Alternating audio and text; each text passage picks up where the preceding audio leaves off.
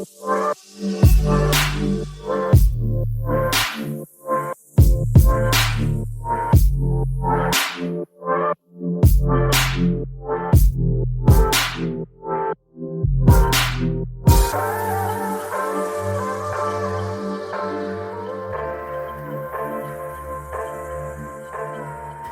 to Savage Minds. I'm your host, Julian Vigo. Today's guest is Michael Parenti, professor of economics at John Jay College, CUNY. He has published 5 books, the most recent of which is Radical Hamilton, Economic Lessons from a Misunderstood Founder.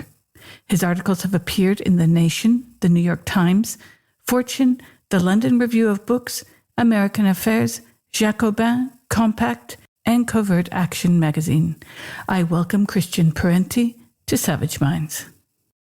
We had a lot of readers writing over the past several months about your father, asking if we might do a show about your father, and who better to do a show about your father than you. Of course, when I first had you on the show, I didn't put the connections together. Someone else said, you know, his father is. So I find it quite interesting, the political and moral trajectory your work has taken. And I'm wondering if you might kick off by discussing the moral framework, intellectual foundation that your father instilled in you, particularly regarding his commitment to anti-imperialist critique.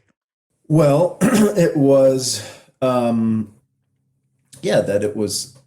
that the United States was, there was a contradiction. It was, my father was a child of the Depression. He was a child of New Deal New York. He lived in Vito Marcantonio's constituency. He saw Vito Marcantonio speak. So he had a reformist bent that I think a lot of his fans don't realize. He ran for office in 1975 in Vermont on the Liberty Union ticket.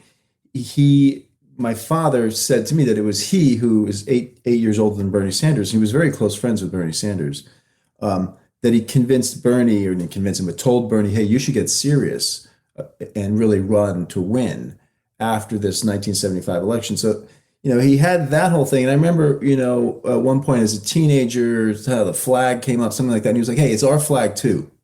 And you treat the U.S. flag with respect. So he had that sensibility, but he also thought that the United States government's foreign policy was the most evil thing on the planet. And so that's a kind of a contradiction. He was not like some sort of like juvenile anti-American at all. Like I said, he was like, you don't mess with the flag. That's bad politics. It's our flag too. It can be filled with any meaning. People hold it dear, and the left is wrong when they, play games with it. But at the same time, he was very clear that U.S. foreign policy is one of the worst things on the planet. And that was because of the overt and covert wars. And, I was born in 1969. And so some of my earliest memories involve going to protests against the Vietnam War, which only ends in 1975. And then, the wars in Central America later. And that's how I kind of came into politics on my own as a teenager, was around the Central American Solidarity movement, and also to some extent around against a local nuke plant in Vermont. But yeah, my father was, he was very clear that people throughout time and all over the world were struggling for justice, and that it was the U.S. empire was the primary bulwark preventing more progress. I remember him saying, he said, if it wasn't for U.S. imperialism, the whole world could probably have like a standard of living by now that's like Costa Rica, instead of there being hundreds of millions of people, billions of people, the bottom 2 billion, where people just, live in total, utter misery. And what he meant by Costa Rica is like, I don't know what Costa Rica is like now, but, in the 90s, 80s and 90s, you go to Costa Rica, it was sort of like the Hollywood version of Central America. It was everything looked the same. You get on the bus and all that, but it's like, the old guy has glasses, and it's like, everybody's house has like a cement floor and a light bulb, and there's like, most of them have a little bit of running water. It's not developed, but it was like, uh, it was a decent standard of living, right? And so that was just the background assumption, and the lessons about imperialism were just the news. And he subscribed to the National Guardian, which was a great paper, and probably did more than anything to cause me to become a journalist and to spend more than a decade reporting from the global South, because it would, for listeners who don't know, the National Guardian was a Marxist weekly publication, and it was Cedric Belfridge was the editor, and it was sort of like, I don't know how you would describe it ideologically. Luckily, it avoided being very ideological, but it had really good coverage of from places like Nicaragua during the Sandinista Revolution and El Salvador, and journalists from all over the world would go and report, and it was straight news. And so he would read that, and there was always good photographs, and I remember just being like captivated by the pictures of these guerrillas and all that. And being a little boy, I was into war, and in those days, in the 70s, television was full of cowboys and World War II shows all the time. And so I'm aware of that, having a kid now, a son who's 5. It's like there was just so much more war everywhere growing up in one's imagination as a little boy. And it was a huge part of our play. And so then here's this like Revolutionary War, Fidel Castro, this, that, the other things. And and the Guardian was full of these pictures. And I would, want to know, well, what is this about? And my father would explain, this is another place where there's, the majority of people are peasants. They don't have any land, or they have very little land.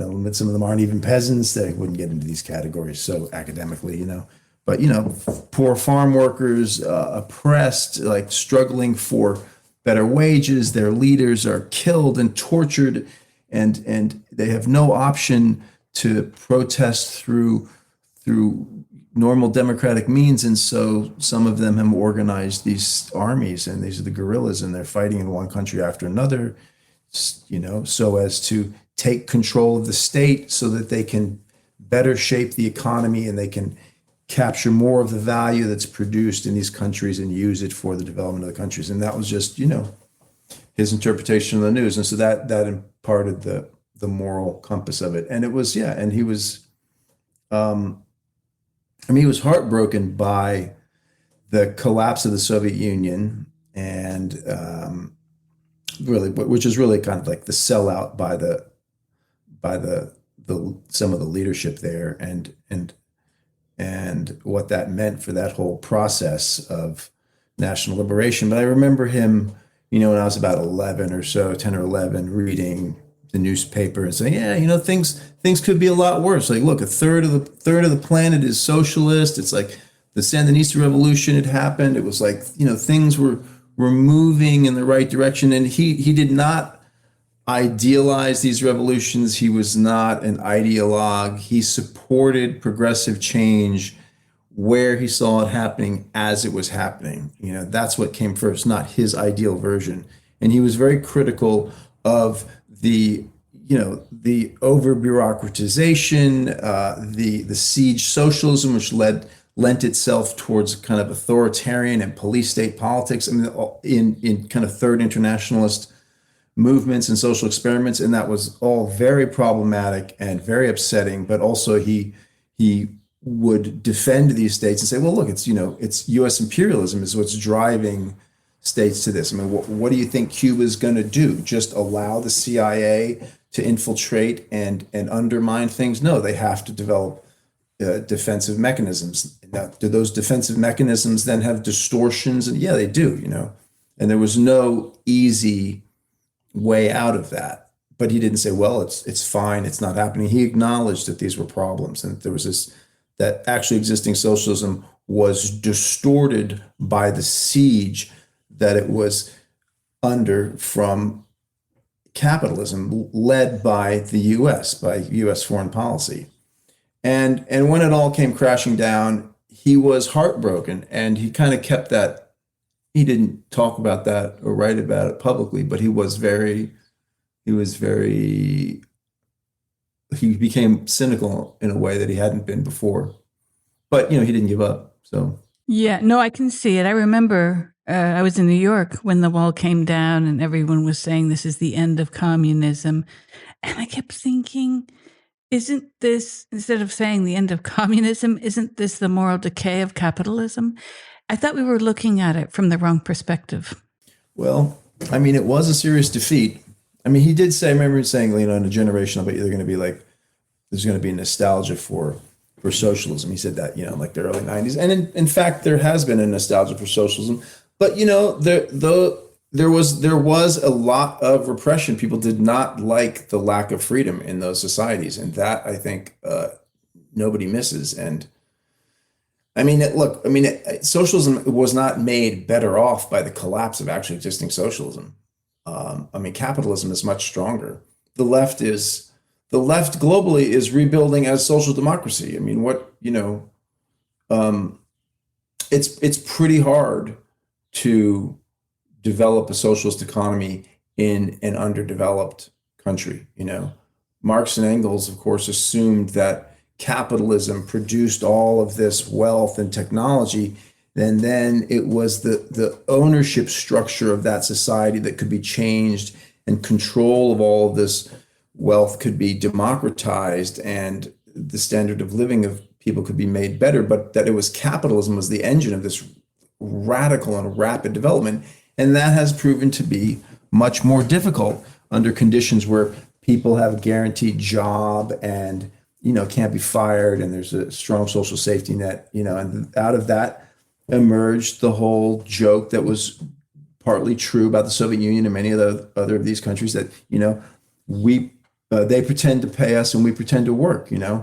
I remember going to Cuba in the 90s. I went there twice in the 90s, and meeting a guy at one of these paladerias, small privatized business and little pizzeria out on a beach town out in the east. And he was saying, look, I'm a communist. My father fought in the revolution, and he'd been an engineer in a sugar mill. And he said, I was sick of working with people who didn't work. There was like no labor discipline. So, how do you get people to do boring jobs? I mean, Che had a whole theory, which was totally wrong and idealistic and kind of adolescent, like the new man, right? Under socialism, human beings will be motivated by love. The same essay where he talks about like revolutionary violence is a form of love, and people will evolve under socialism to not want material incentives and to be motivated by the moral incentive of doing the right thing. It's like, I think that is unrealistic about the nature of human beings, that human beings have an innate capacity, thanatos, as Freud talks about. I use that quote in the beginning of Radical Hamilton. I'm going to read that quote.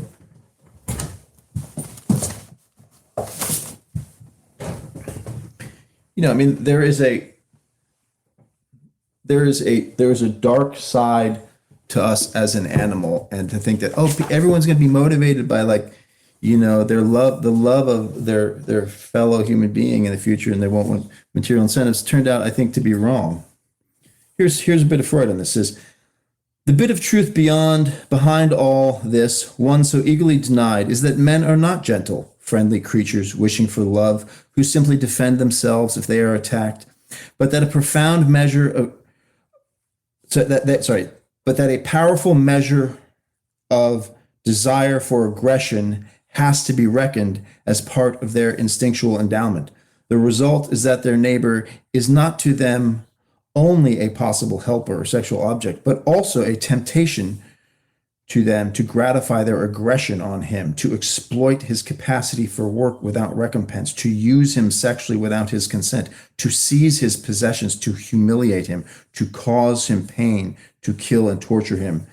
And the editor actually cut that version of the quote short, but then he goes, homo homini lupus, man is wolf to man. Who can deny it? It goes on about look at history. All of, the the Crusades, the ancient wars. And it's like implicit in that is that it's not just the mode of production here. There is something, in human beings. This was something my father was actually interested in, that my ex and I noted while going through his books, that he had a lot of books on evil. And he had a lot of books on like Nazism, because of course that was like huge in his childhood.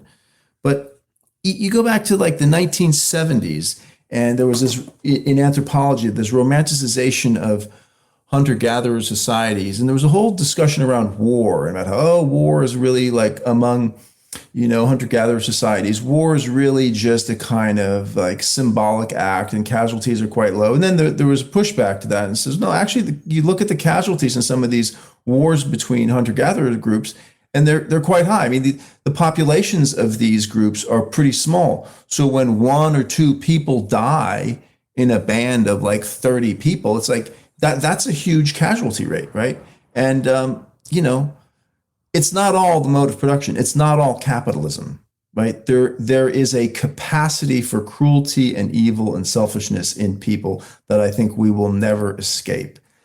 And so socialism, some of the great socialist thinkers like Che Guevara were, I think, wrong and rather naive about that. And so the fact of the matter is, when you say, okay, everyone has a right to a job, no one can be hired, no one can be fired, there's going to be a sizable minority of people who are like, well, then I'm just going to play cards and drink all day, and forget it. I'm not going to work hard. I'm not going to do this for the moral recompense of knowing that I'm helping future generations. Forget it. I'm going to get what's mine now, right? I mean, that's part of who we are as creatures. Well, that's something Castro had to address. He introduced in the 80s incentives because he saw just this. I was taking a course in Latin American studies at NYU at the time, and the professor, in fact, brought this up. And it made me think a lot about subjects I've worked on, even in my filmmaking. I shot a film in London during what would be the Wall Street protests there in New York, and then the St. Paul, it was all encampments around St. Paul's Cathedral in London. And I remember talking to people, and this made me very trepidatious about the so-called movement that it was. People were saying things like, well, we'll just stay in our tents and play video games. That's the future. The man's not going to get us down. And I said, well, what's your plan, though? I mean, this isn't going to happen with just encampments in the middle of St. Paul's. And they said, well, we just want to play video games all day. And I said, a lot of people actually like working, though. Yeah. I'm not talking everyone. I'm not saying a lot of jobs. A lot of jobs are horrible. No one would dispute that. And they seem to disassociate what their brand of Marxism, or what they thought was Marxism, from reality. It was very clear that they were not going to be part of the class that lends a hand, helps wash dishes in the kitchen. They're going to be the ones on the sofa watching the football match or playing video games. That made me think a lot about how our societies function, including in interpersonal relationships. Are you helping out? Are you doing?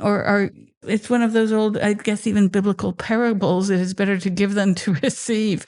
But that is always going to be a divider in society. And I think you point out some interesting facets that people towards the right would be very quick to point out as well. Without incentives, you're going to get these guys over here who aren't working. And then what? Everyone who has what they like to call a work ethic, like it or leave it. We can go Weberian, but the whole idea that some people do attain a sense of self-worth by getting up every day and doing, not only by necessity, but by desire. Yeah.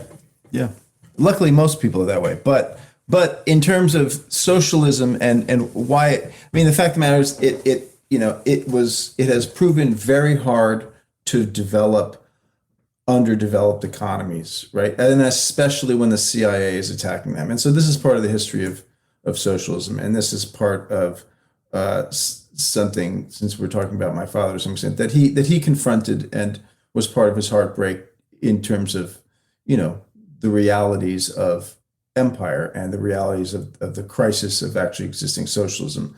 But why it collapsed, I think, was best described and theorized in um, uh, David Kotz and Fred Weir's book, Revolution from Above, about the Soviet Union, where they argue that the Soviet Union did have a class system, but it was, super egalitarian. And so you had an elite class that was not that much better off than, basically, the standard of living of the elite in the Soviet Union compared basically with like a full professor at a public college.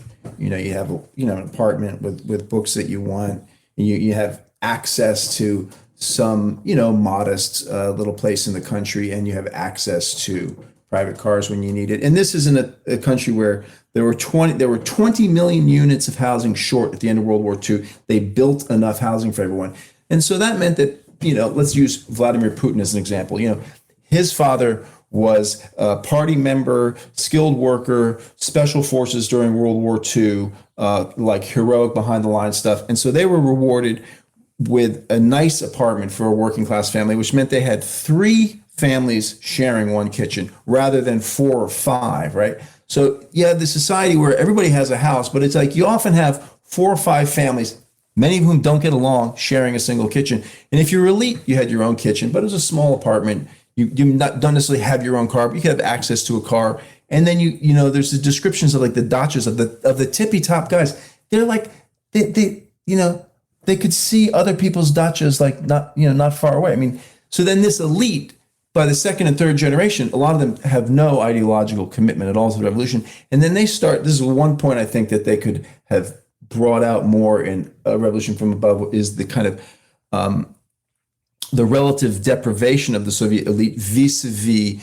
the Western elite. So you have an element of the Soviet elite who are, participating in international forums enough that they begin to realize like, wow, if I was a Western diplomat, or if I was the head of geological surveys for a Western oil company or whatever, I would have multiple private cars.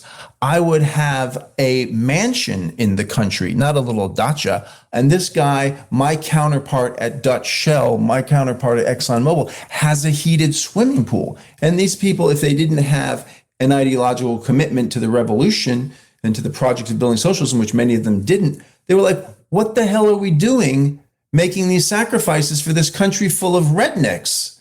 Forget it. Let's privatize it. And there were enough of them in the elite that did that. And that's ultimately how it went down. It was an elite, revolution. And it was Yeltsin versus Gorbachev. And the only way that Yeltsin could get supreme power, because he was head of Russia, Gorbachev was head of the Soviet Union, was for Yeltsin to make moves with the other heads of the republics to dissolve the Soviet Union. And then it was like everyone on their own. And interestingly, not all of those republics, like Belarus, maintained a kind of, a pretty heavily mixed economy. Anyway, that's getting off into other history. But the problem of socialism. I mean, one thing I got from my father too was to just be realistic, to be really honest about things, at least with yourself. Maybe not always in everything you write if it's too complicated, but like you have to be honest about the problems that we face. And there is a lack of honesty on the left, and it really came out during COVID. There's so much wishful thinking and play acting that it's highly problematic. So that's what lends itself to also to like ideological purism and this infighting and all this kind of nonsense. Yeah, well, COVID, and even before that, I started to see the cracks in the wallpaper on so-called leftism when people like Adolf Reed were critiqued for their views on gender ideology, when others as well. And I'm thinking, historical materialism is now out the window. You've got the class of people on the left telling us to lock down, baby, lock down. They were protective of the pajama class, essentially. And I was shocked to find people like Tucker Carlson. I was getting hammered on Facebook when I would share his stuff. And I said, no, this guy is actually talking about poor working people. He vituperated the treatment of the truckers on the Canadian-American border. He's been there. And then we've seen from 2002, post 9/11 to today, this guy has gone from Saul to Paul, as it were, to use a biblical reference, but he's been really spot on. And I think, if you can, what did your father think about what was already happening during his lifetime, which this kind of fragmentation between left and right, where we could see the fact that people on the right, and to their credit, they're the ones who are coming around and saying, no, what Israel is doing is genocide. But people on the left can't make that same move as they cobble away on the 5,000th pronoun that we could imagine. Yeah. Well, to be fair to the left did, I mean, now Israel is definitely a unifying issue on the left. I think most of the left, well, to be perfectly honest, my father suffered from dementia in his last years. And so he missed a lot of that. He was around, but he had, started to not track politics as much. And so, to the extent that he did, to the extent he was aware of Trump, he was, he saw Trump's populism as totally fake. He also didn't like the obsession with Trump. He was like, whatever, Trump. At least, Democrats going on about Trump. It's the system. But he was not tracking when Trump came on the scene politically. He was not tracking in tremendous detail, but he knew who Trump was and what was going on. And he was just like, look, forget it. This guy is full of shit. And also so is the obsession with him, the single-minded obsession with this guy as the source of all evil. So that's about as far as he got into this moment. That's all I can say to that. But I'll tell you this though, COVID, our COVID apostasy is one thing that unites us and is, I think, sort of how we know each other. I got my sensibility around that from my father. My father was way back into the 50s, he was kind of a health nut. And I think this was rooted actually in his family. His grandfather, Giuseppe Parenti, who came over from Italy, and he left my grandfather and his first daughter in Italy, and then they came over later, but he came over to dig the subways. But anyway, he used to, my father told me stories when he was telling me, he's like, yeah, garlic is good for you. So yeah, my grandfather used to eat garlic, and he'd hit his arm and he'd say, in Italian, it cleans your blood. And everybody would be like, oh my God, this guy, what is he talking about? He's like, and now we know he was right. People in the family who thought they were modern and American, mocked the old Italian guy for saying, hitting his arm, yeah, it cleans your blood. And one of my great grandmothers was you would probably know the Italian word specifically, but like a curandera, like a healer. And then my father's mother died of congenital heart failure when he was 17, and he hated medicine. My father hardly ever went to a doctor. He never got a colonoscopy. I remember he went once to get when his 50s, sort of okay, time to get your prostate examined, whatever. He's just never, then he just stopped going to the doctor. He never went to the doctor. And he thought aspirin was a hard drug that you should stay away from. And he was in the 50s was involved Reichian therapy briefly in his youth. And then getting into yoga and macrobiotic food in the early 60s, when it first arrived in the US. And so he was a total hippie on that front. And, we would I remember shopping for food. Grab that apple with the blemish on it. It means the pesticides didn't get on it, the sprays, as we said in the 70s. And then there were there was numerous environmental campaigns that he took very, very seriously in California. They were spraying for the glassy winged something fly, and they were going to do it in Berkeley, and he flipped out about it. So he was totally suspicious of medicine, public health, pharmaceuticals, all of this stuff. And he was very healthy. He quit smoking. He was of the generation where everybody smoked. He quit smoking early and ate well and was in incredible health.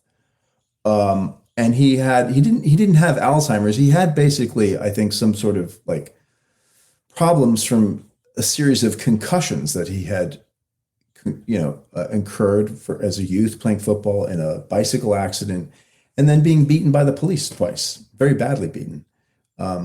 And so he was not like, it wasn't like this pathetic dementia totally out of it. He could, he knew who I was. He knew who, his grandson was and his daughter-in-law, and, but he just had increasingly had trouble talking, but he was very much there. But anyway, so that was, I forget why and how I got on this, because of COVID, because it's like, had he been around for COVID, by the time COVID came along, he was not making his own decisions.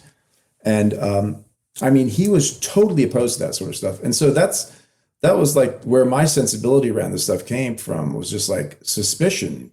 And I think we've discussed all this. And so, I remember like at first I was as scared as everybody and washing my vegetables and trying to get my mother to wash her vegetables. And she's 85 and still smokes Rolly cigarettes, and was like, this is ridiculous.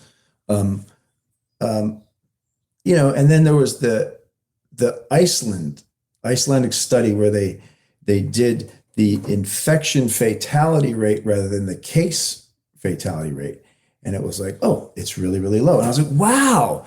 And foolishly, and that was like, I think came out in like February of 2020. I was like, now there's going to be a big, like, think piece in the New York Times, and we're going to like dial back on all this. Wrong.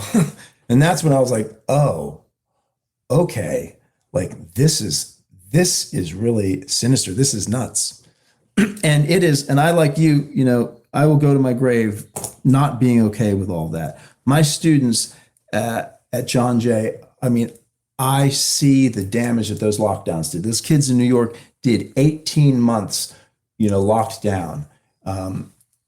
They would be better off if they had just been given 18 months off, but they are so psychologically damaged from the whole tyranny of trying to go to school on their phones and the lies that adults told them. That's like, one shot and then you're done. And down to like being tricked by CUNY and tricked by, John Jay, the mandate for vaccines wasn't imposed on the students at John Jay until after the ad drop date of that semester.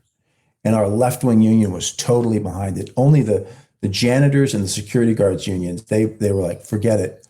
We're not participating. Our members have to have the right to test out. But the faculty union was absolutely fanatical. And it was, controlled by, the laptop class. And anyway, that's old news. But I guess, for you and I, and probably many of the listeners of your podcast, it's never going to be over. And so anyway, I see the damage in my students. It's just like their social awkwardness, the kind of distance between themselves and the world, and just deep psychological damage. Because now, the freshmen are like, they would have been freshmen in high school, that kind of thing. These crucial years for socialization where they had a year and a half on their phones. It's outrageous. And people were saying it at the time, and they were censored, saying this is really bad. And of course it is. But there's something interesting as I'm hearing you talk, and this is flitted through my brain over the past 6 years. The fact that lockdown was this more hardcore isolation of the individual through this phenomenally antithetical naming of social media, which I like to call anti-social media, because we're now witnessing countries such as Australia commit themselves to laws to having minimum ages for social media. And I can't even disagree with that. To a large degree, there's reasons why, and it goes back to the studies and the things. Oh, I told you before we started the show, some of the advocacy that I'm doing here in Italy, and I've been doing a lot since lockdown. I did advocacy around masking.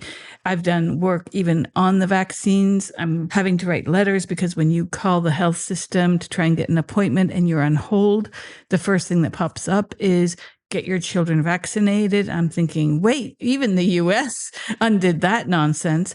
And then the further issues around how children are atomized. They're siloized, let's put it that way, into these ideas of you can learn, like you said, from your phone, or that it's called didattica alla distanza, DAD, they called it during lockdown. Utter failure, but you will see no one admit to this. At the same time, we're not being told about the ills of social media. So quite recently in the town where I live, they had an online Zoom about social media. And I'm like, oh, finally, someone's going to criticize this. No, it was all about the embrace and don't hurt your child's feelings and say yes. And I'm thinking, holy cow, because we're not really living in an era, the lockdown focalized that, exploded that actually to many degrees, but we're now living in an era where many people of several generations do not have in real life friends. Yeah, that's horrendous. I mean, there's an acknowledgement of this developing in the United States. I mean, some elite schools began banning cell phones, and now it's spreading to public schools. I mean, it's becoming accepted that cell phones are very bad for young people's development, and that quality schools have a bell-to-bell policy of no phone. So that's actually taking off in the U.S. And I think that's hopeful. But there's none of that in Italy. They don't realize that like this is you might as well be huffing glue. What they're doing here is actually surreal. It won't surprise you. You've been here. It's become now a new bureaucratic impegno. Kids bring their cell phones to school, and this poor bidella, what would be like a quasi-janitor, gets to take it and do the bureaucracy of shelving it. I'm thinking, why not just say no? Don't bring it. There's no emergency that the school will say, no, you cannot use our phone to call your mother or father. No.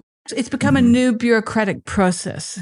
Well, in the U.S., they do. That's what they do in the U.S., but it's because many of these helicopter parents are like, I want my kid to have the phone. We track them, whatever, this kind of stuff. I mean, I don't know. I think that's a reasonable compromise. It's like, and then there's a kind of accountability there, as opposed to being like, no, I don't have a phone because then kids will smuggle phones in. It's like, no, you have a phone. Let's see it. You check it in this cubby in this office, and then you come get it at 3:30 when you're done. I mean, that's more honest. It's like 95% of you have phones. Put them here, right? Right. But whatever. That's in the weeds. It's at least there's some recognition that you got to get phones out of the classrooms. And we've started doing that at John Jay. I remember when I was the first to do it. I'm proud to say, where I was just telling my students, like, you can't be on your phones and you can't have your laptops open. If you need a laptop in class, you go to another class. And now we all do that in the economics department, and the students don't mind it at all, because of course it's impossible to focus if you have Facebook or whatever else in front of you. Yeah, or the person next to you. I think these are very good policies. However, I've been to now 2 of these Zoom meetings, and there's zero understanding that maybe kids should be outside and playing in parks and not on devices. We're living in this quickly de-escalating world of human interaction. No, it's true. Well, I mean, and then a big part of that, a problem with that I see where I live, because I live mostly in Western Mass, is the demographic transition. People just are not having children, and so I mean, there are towns in Western Mass where like 70% of the people are retired. So they're just like streets that in little towns that 30, 40, definitely 50 years ago would have had 3 or 4 kids living on them, now have 1 kid.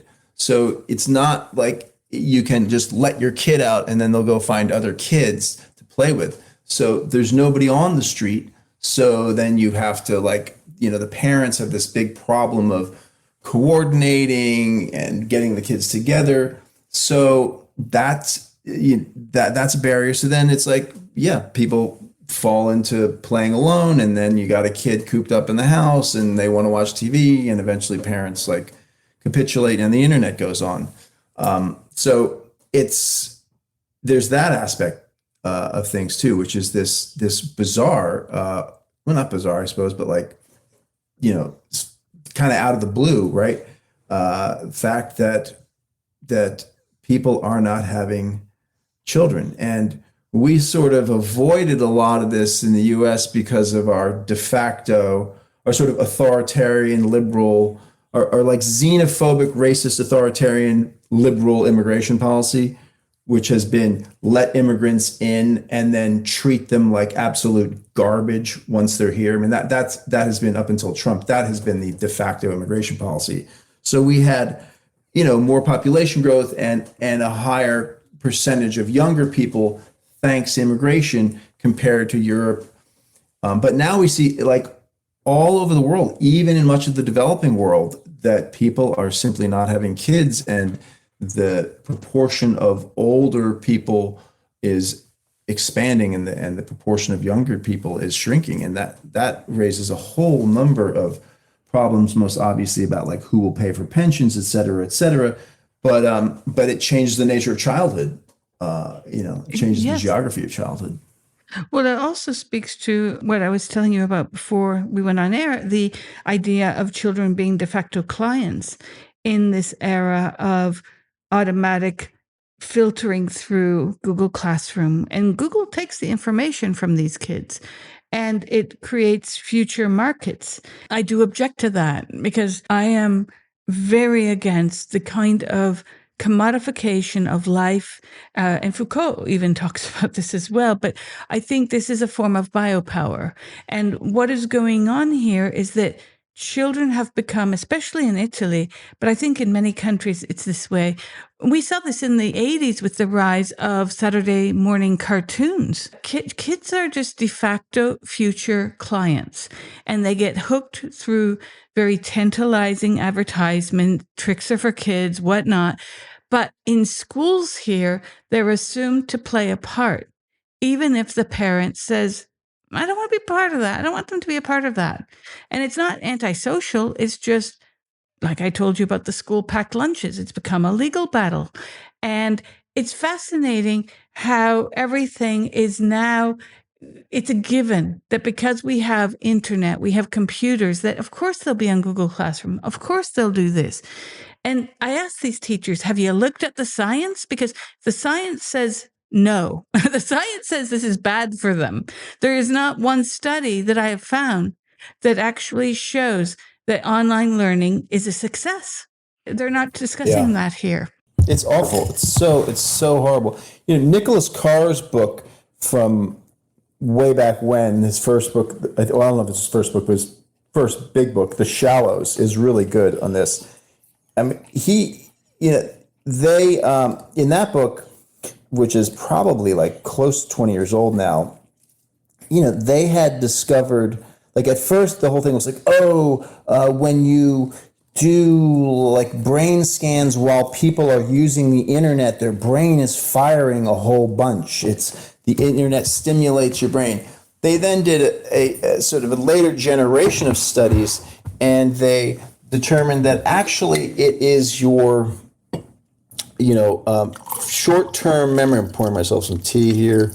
That it's basically the executive functions in the frontal lobe. It's got a whole explanation, sort of like the current theory of how the mind works, and that's the link between a short-term and long-term memory. That really learning things is when first of all, that your short-term memory can only really carry about 5 or 6 things in it at a time. And that it's in that same part of the brain where you make your executive functions. And the more that the executive functions are firing in the short-term kind of memory, which is what you're immediately conscious of, the less that short-term memory can connect to the long-term memory. And it's been years since I've read this book, so I'm, not using the correct names for these parts of the mind, the brain rather. And they were then, they were kind of, when he wrote The Shallows, able to map this. And it's like, that increased firing in the brain, that's actually not more learning. That's a bunch of pointless decision making, executive function around, should I click on this link or that, or this, and that is antithetical to learning. That what learning involves is not having to make decisions so that the things that you are consciously focused on can connect into your more unconscious mind, i.e. your deeper memory, and that this is really important for learning. And so the act of being on the screen where you're clicking and deciding and this and that, engaging, like that is actively preventing the short-term memory cache from linking up with and turning into your long-term memory cache and building these deeper patterns in your mind, i.e. actually learning. I wouldn't want to reduce learning to, such a technocratic,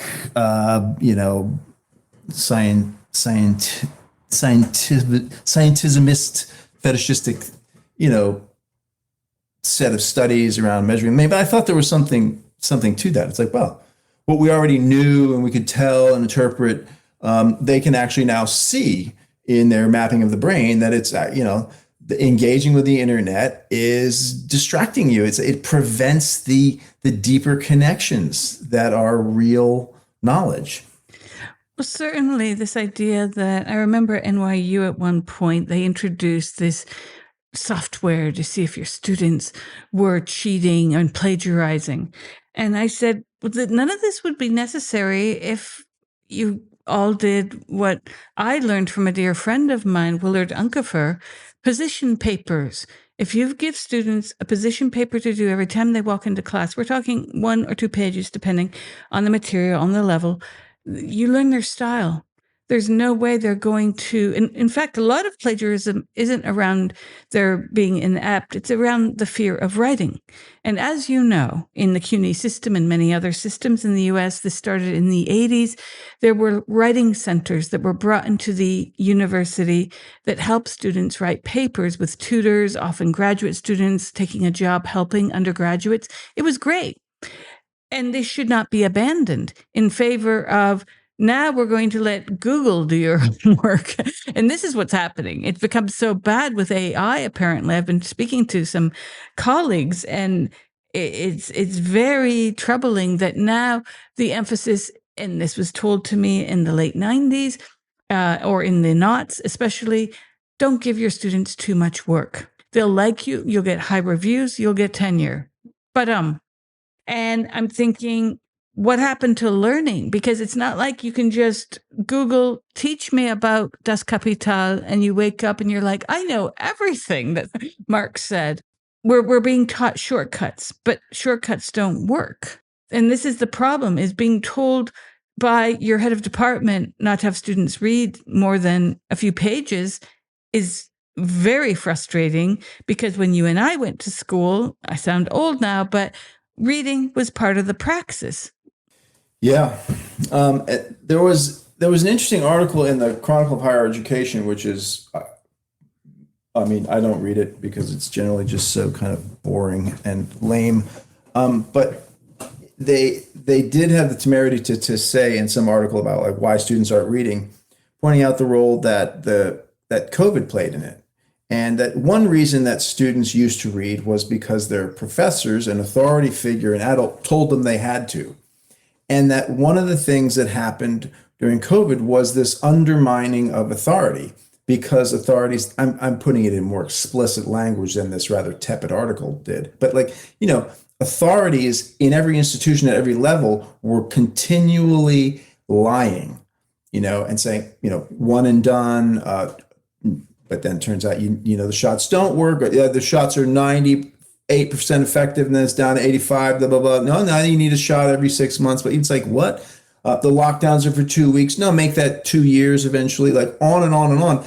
And that the pronouncements of people with authority came out of the pandemic not being worth very much in the eyes of young people. And so when you stand in front of the room and you say, okay, you have to read these 20 pages for next class, the students are like, well, that's what the professor's saying, but people like the professor say all sorts of stuff. Maybe we'll be expected to have read it, and maybe we won't. Who knows what'll happen on Wednesday when we meet again, and maybe I'll read it, maybe I won't, right? And it's just that that's not the only reason students read, but like that element of it, I think is important. That's like, and I sense it, that my students are like, yeah, whatever, students, faculty say this, but authorities everywhere say all sorts of stuff.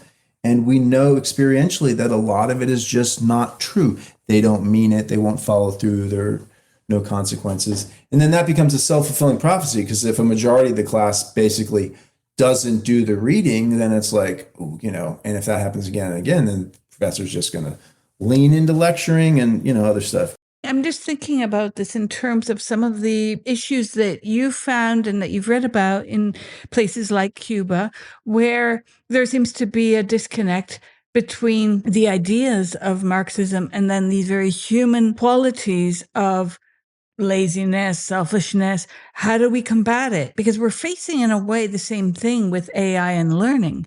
Can you have a functioning society if everyone is not helping out? Probably not. And we're going to find out now, when you mentioned people choosing not to have children, what is going to happen? Japan's about to find out. So we're up against the wall where we're seeing the decline of the American empire. It's in free fall, Christian. And I'm very worried about what the next step is going to be if we don't find leadership that is going to speak vociferously against empire and what our heritage has been. How on earth is it that we've arrived to this moment?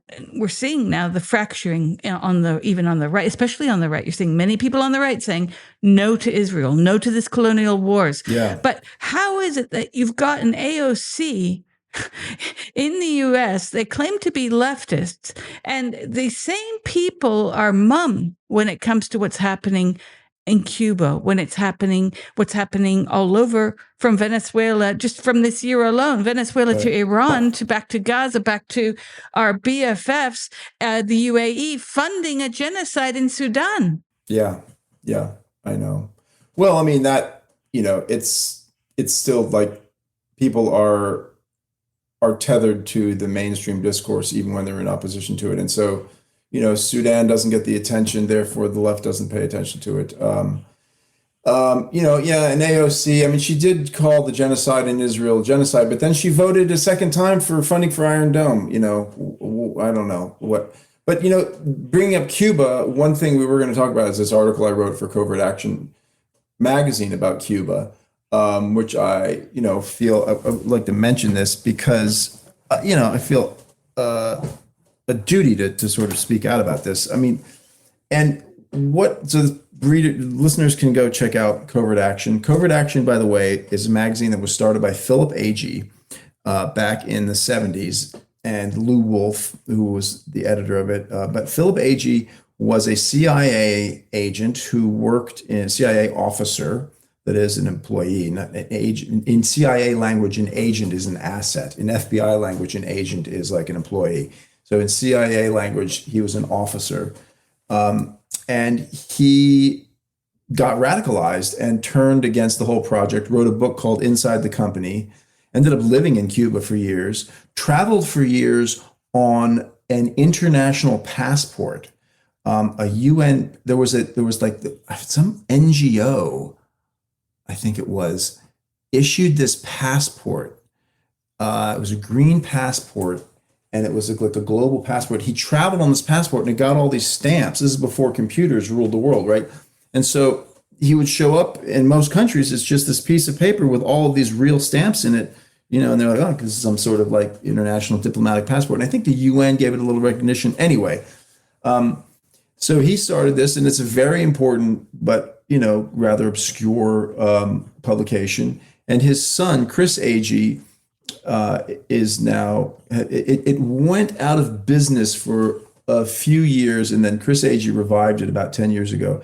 And so I have a piece online about Cuba, and what I argued in that piece is that, and I was genuinely trying to struggle with what is this Trump bullying of Cuba about? It's not the old argument that it's all about socialism, because Cuba since the early 90s has been a mixed economy, and it has moved far away from socialism. The workforce is 4 million people, 1.6 million of them work in the private sector. Like 55% of retail is in the private sector. The only real barrier to American capitalist participation there is the US government. Since the 90s, there's been substantial Canadian, Spanish, Italian, and Mexican investment.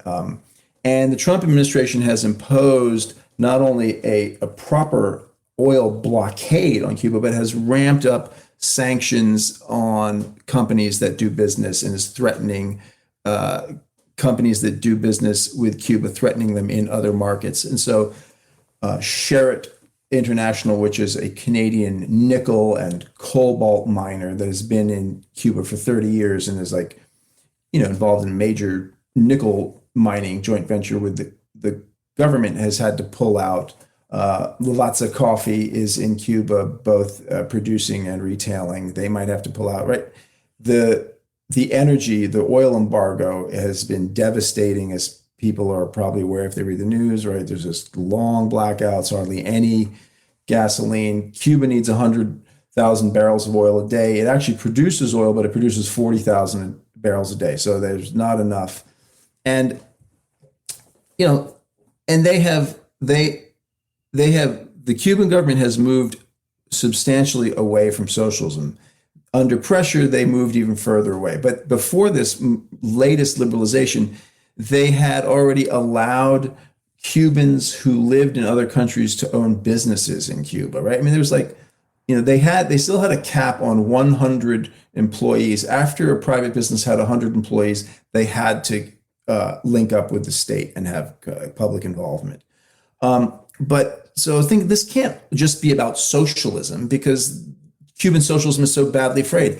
The U.S. has made accommodation with old enemies, socialist enemies. Vietnam, for example, one party rule. But since the late 70s, they went through the late 80s, they went through Doi Boy, which was, I'm probably mispronouncing that. I think that's how you pronounce it, Doi Bao or Doi Boy, which was their, kind of perestroika liberalization. There's lots of private enterprise in Vietnam. It's, a mixed economy with a very, very robust private sector.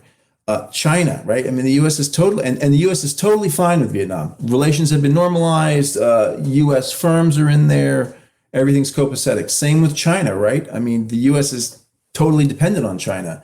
But with Cuba, there's no economic concession that is sufficient. So what's going on? I think it has to do with the fact that Cuba represents something that goes beyond the political economy, and it's its sovereignty. It's the threat of Cuban sovereignty right there off the coast of the U.S. that this, regardless of the political economy, this continues to be an example that inspires forces around the world of all sorts that have the temerity to oppose U.S. empire.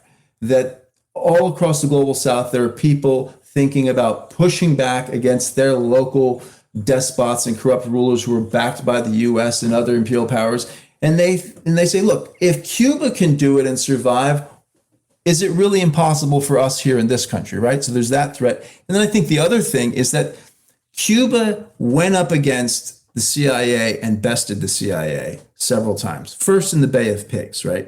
1961, there's that invasion. And that is a CIA invasion using Cuban, exile mercenaries. About 300 of them are killed of the force. The numbers are still kind of hazy, but it's like a force of about 1,600 maybe, land about, almost 300 of them are killed on the beach. About 12 or 1,300 of them are taken captive and are held for ransom by the Cuban government. Eleanor Roosevelt had to lead the secret negotiations to try and get these guys back. And Cuba, traded them for tractor parts and other, materials that, no medicines, nothing that could be, sabotaged that much. So that was very specific about what they were released for. That was a very serious humiliation for the CIA. It is in the wake of that Kennedy, leaving the meeting about the disaster of the Bay of Pigs, because of course Kennedy inherits the Bay of Pigs from Eisenhower, and then he doesn't have the guts or the foresight to just cancel it. but he's not into it, and he reduces support for it. And the whole idea was that the invasion would happen, it would get a foothold, and then that the U.S. could justify military intervention on the grounds that it's not an invasion, but it's assistance to this indigenous forces, right? And so Kennedy cuts back on air support, and there's a big fallout with Allen Dulles. He leaves that meeting. Kennedy leaves the meeting about that, and says to his brother, and others hear this, he says, "I want to smash the CIA into 1,000 pieces and scatter it to the wind." 6 months later, he's fired Allen Dulles. Allen Dulles was the third head of the CIA, but he's the guy who really built it into what it was, right? This was a big deal, getting rid of Dulles. And in the newspapers and the photographs, it's all smiles, and he awards. 6 months later, he's giving Dulles some big Medal of Honor, this or that. But what's really going on is he's like, don't let the door hit you in the ass on the way out. And then, the Kennedy assassination flows from that. Cuba also challenges the CIA, and this is not, I didn't really mention this, I just only name checked the African stuff in this covert action article, but years ago, 20 years ago, I wrote an article, a review of a fantastic book that anyone who's interested in Cuba and in the US should read, Pugliesi's book, Conflicting Agendas, Washington and Havana in Africa. And Pugliese is an Italian guy, Italian professor from Italy who I think he's now professor emeritus at Johns Hopkins. And he basically got Cuba to create a Freedom of Information Act. He got them to sort of start declassifying state documents. And he's written several books. This was the first of at least two about Cuban foreign policy. And, what happens is, Cuba, Fidel Castro is aware that Cuba needs a lot of allies. It has Soviet support, but it needs a swarming of small states to the socialist banner. And so there is the process of decolonization ongoing in the early 70s in Africa, particularly in the Portuguese colonies of Angola, Mozambique, and Guinea-Bissau. And Cuba gets involved. 1975 in Angola, there's the background story there is that Portugal is fascist under Salazar. It stays out of World War II, and so fascism is overthrown, and Salazar dies, and then there's, I forget the guy's name, Carrera, I think, or something. There's, for a couple of years, there's another fascist leader, and then there is a revolution, basically a military coup d'etat in the early 70s against fascist Portugal, led by officers. And speaking of my father, who we were talking about earlier, my father actually went to Portugal right after the Carnation Revolution with a kind of delegation of lefties, but it was officers who had served in the Portuguese army fighting in the counterinsurgencies in Guinea-Bissau, Angola, and Mozambique. And as sometimes happens in these things, the officers were radicalized. They started realizing, like, wait a minute, maybe I'm on the wrong side. Like, what are these guerrillas saying? Like, what, and why are we doing this? We don't, we're kind of an underdeveloped European country as it is, and we don't have any freedom. Why are we trying to hold down these African colonies, right? So the Carnation Revolution, they just say, we're done. I think it was like, in 1 year, we're leaving. They basically give their African colonies a warning. It's like, we're out of here in a year. And so there then ensues this race for who will control Angola. The MPLA, which is still in power and is, completely sold out, is no longer what it once was, but it was a Marxist, Leninist, Third International style guerrilla movement. And you had these two other guerrilla movements, Joseph Savimbi's UNITA and Roberto Holden's FLAN. The CIA and the South Africans start backing those two other movements, and the Cubans start backing the MPLA. They have some advisors embedded there. And the MPLA they have Luanda, but there is an invasion from South Africa and from Zaire. And so Fidel calls for volunteers. They have to be of African descent because it's going to be totally secret. And when they're killed in combat, they can't look like, European or mestizo Cubans. They've got to, their corpses have to pass as locals. And so he sends 450 special forces, but most of them go on a boat, which is going to take 2 weeks or something. But 158 of them and a little bit of artillery get on an airplane. Fidel meets them on the tarmac, and he says, "It pains me to send you to do this. without going myself. And this has real weight from a guy who did it himself. And he says, like, you have to go, this is your mission. You have to go to Angola. There's a revolution there. You have to help the comrades. We've got like a few Cuban advisors embedded there. You have to defend Luanda so that the MPLA holds it when liberation comes. If you can't hold Luanda, you fall back and you keep fighting. If the MPLA gives up or is beaten, you know, your only resort is you walk out to Zambia, where we have a friendly embassy. But you have to hang on until we get support to you. And that's going to be a couple of weeks. And so they go, and they're totally outnumbered and totally outgunned. And they're up against South African soldiers, mercenaries, and CIA. And it's like out of a movie. They just one knockout blow after another. And they send these guys, these mercenaries, running. And the South Africans are 6 months later driven back into South Africa. And then shortly after that, the rebellion in Soweto kicks off. And, you know, one of the chants is Angola. I mean, this is a serious humiliation and bloody nose for the CIA. This goes on again and again throughout Africa. Now, a lot of this stuff doesn't end the way Fidel thought it was going to end. An interesting part of this whole history, too, is that the Cubans do this without Soviet permission. They do this, and then they tell the Soviet Union as it's underway, once they're not just the plane of 150 special forces guys have showed up, but then the other 450 have arrived. They tell the Soviets, hey, we are engaged in combat against the CIA and South African soldiers in Angola, and we're running out of gasoline and ammunition, and we need your help. And it's like, what was the Soviet Union going to do? Say, no, you're on your own. You didn't have your permission to do that. We're trying to get along with the U.S. So the Soviet Union, you know, nobody would have believed it if they had hung the Cubans out to dry. So the Soviet Union was kind of bamboozled into this. And you know, I went to Guinea-Bissau, which is now a failed state that exports cashews and is a trampoline for cocaine trafficking from Latin America. And I was there for a glossy magazine years ago studying the cocaine thing. And there are still Cuban doctors there. Like, you know, a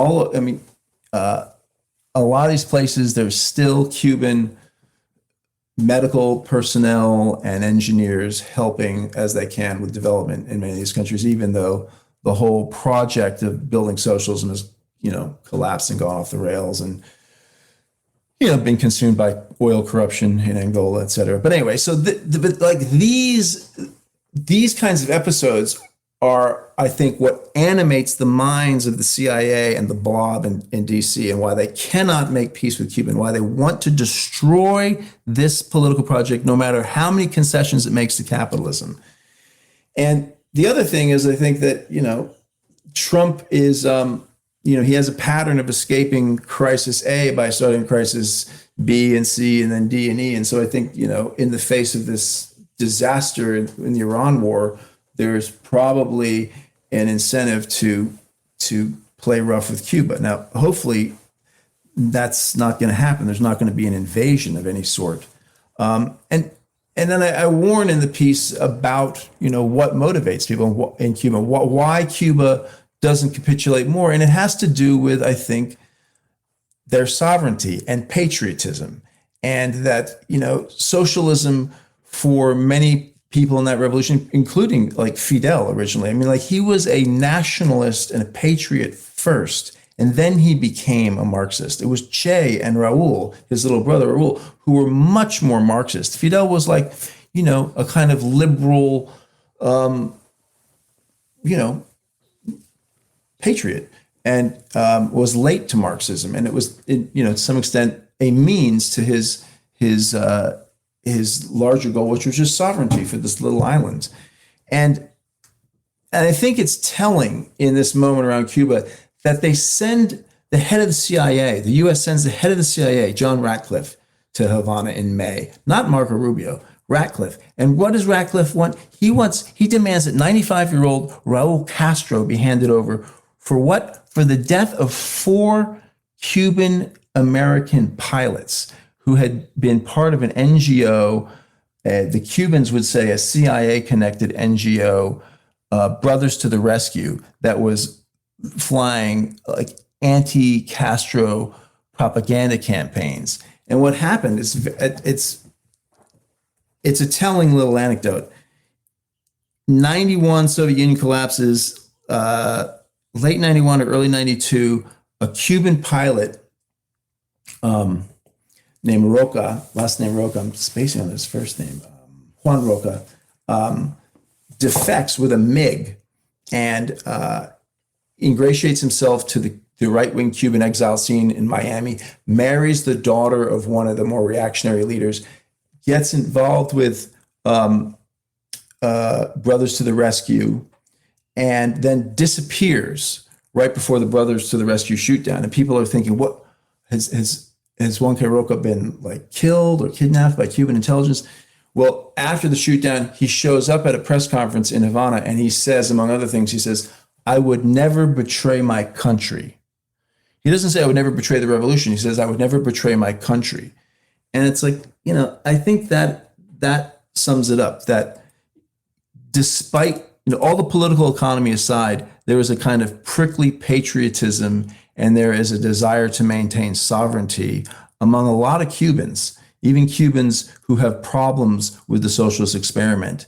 And so I think if the US were to invade, it would probably be a very easy invasion.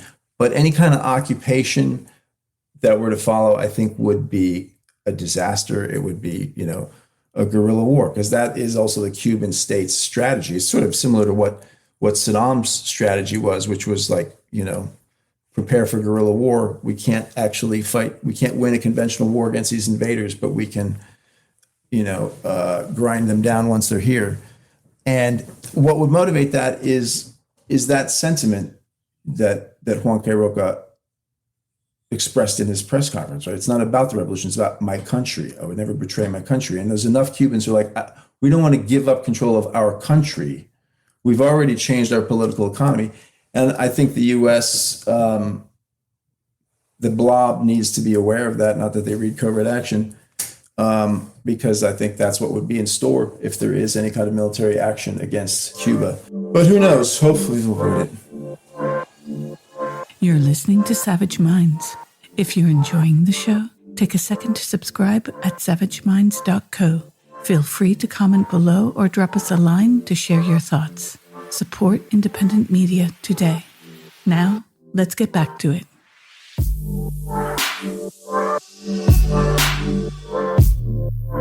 Can we dissect a bit some of the obsession by the U.S.? It's not just Trump. The U.S. has historically had a serious problem with both the Soviet Union, now in recent years, Russia, and Cuba. Is this Red Scare rejuvenated? What is it going on? Because you have argued that Cuba's crime in the eyes of American elites is not socialism, but sovereignty. Could you elaborate on why the mere existence of an independent self-governing state just 90 miles off of Florida remains such an intolerable humiliation for U.S. foreign policy? And at the same time, you see what's going on here with these, oh my God, they're clowns, von der Leyen and Callas, pushing war against Russia. Russophobia here is insane, and it's been amped up, especially in Germany. Yeah, it's what I laid out there. I think it's that Cuba remains an example, even if it's not an example of successful socialist development, it's an example of successful underdog sovereignty right in the face of empire.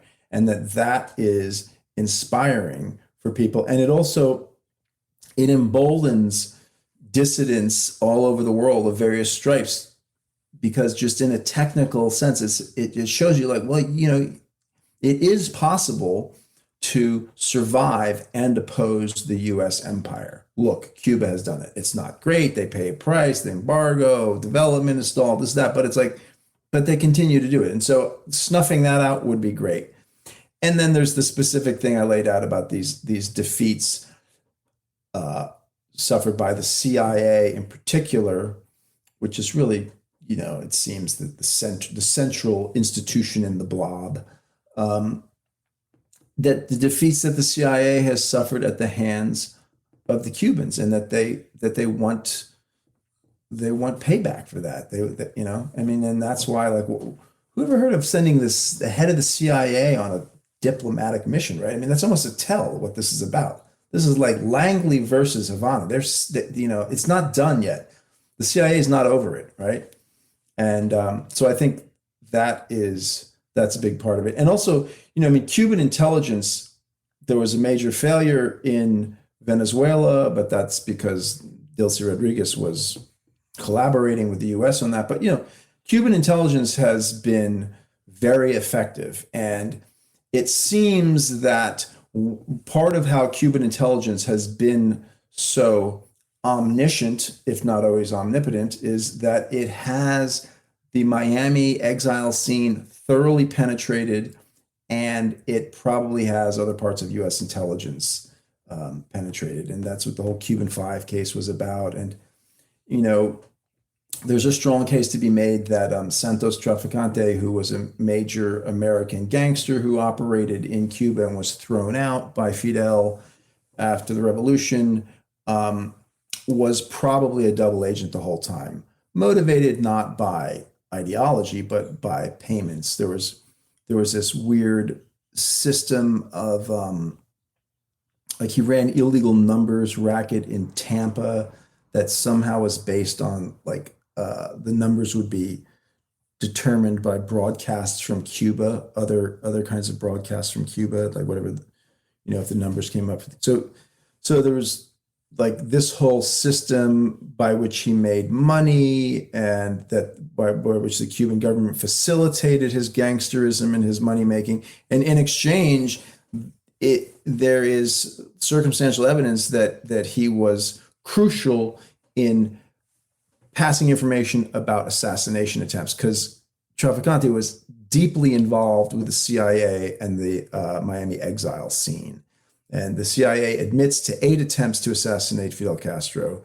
The Cubans put the number of attempts at over 600, but they all failed. I mean, it's kind of remarkable. And there was some sort of deep penetration into American intelligence. And that is a very serious humiliation for the CIA. So that's what I think it's about. I think it's not about socialism anymore, because Cuba has basically let go of socialism, but it's still interested in development and sovereignty. And they don't want to hand over the political reins to the US because they are nationalists and patriots, and they're still committed to trying to improve the standard of living of people through a form of redistributive, regulated kind of mixed economy capitalism. We'll see if they can do it. Well, thinking back to your Fathers Against Empire, is there now a shift in this in the current era of heightened great power competition?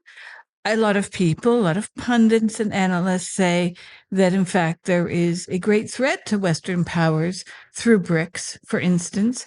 But then you have other coalitions happening, even through trade, or the Great China Silk Road agenda, that in liaison that are happening between China, India, Pakistan, Iran, many countries in the former Soviet Union, in fact. And we're multipolarity. Exactly.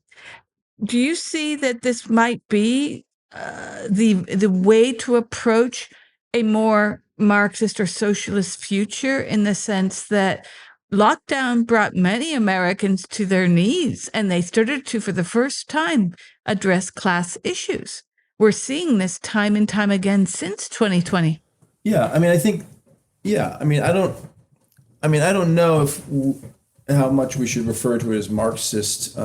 That's only one way to get at these basic class questions. I think people are experientially, coming to very basic questions about affordability, redistribution, fairness, and many traditions have tried to deal with that. I mean, I don't think the U.S. empire is in collapse. I think it is shrinking, but that the U.S. is going to remain an extremely important power for a long time. The role of the U.S. dollar, I think, is often misunderstood. The world, China foremost among the states of the world, I don't think is eager to actually get rid of the role of the U.S. as the lender of last resort. The U.S. bailed out the world primarily the U.S. economy, but then the rest of the world as well in 2008 by the strength of the Federal Reserve, the Treasury Department, and the depth of its capital markets. And that gave it this capacity to reinflate the world economy, to buy up all of to forcibly, partially nationalize the U.S. banks, right? That's what happens. That the Treasury Department and the Fed call the primary dealers, right? I think it was like 8 or 12, I forget the number at the time, of banks that are considered structurally essential, like they're legs of the table, where if you remove one of these, the whole thing becomes unstable, unlike your local savings and loan bank where it can go under, it doesn't affect the banking system. But like these primary dealers that have special borrowing arrangements with the Federal Reserve, and they are required to borrow from the Federal Reserve at the end of every day if they don't have enough cash on hand, enough liquidity, right? So they called these banks in and they said, we're going to take a stake in all of you to stabilize the banking system. Many of these banks were not into it, and they nationalized about 20%. And they didn't do anything useful with that, they being the United States government. They could have said, and we're going to have voting powers that go with these shares, and we're going to steer, lending towards development, blah, blah, blah. But they stabilized the banking system. And then at the same time, then they have the troubled assets release program. Congress passes $700 billion to buy up these toxic assets.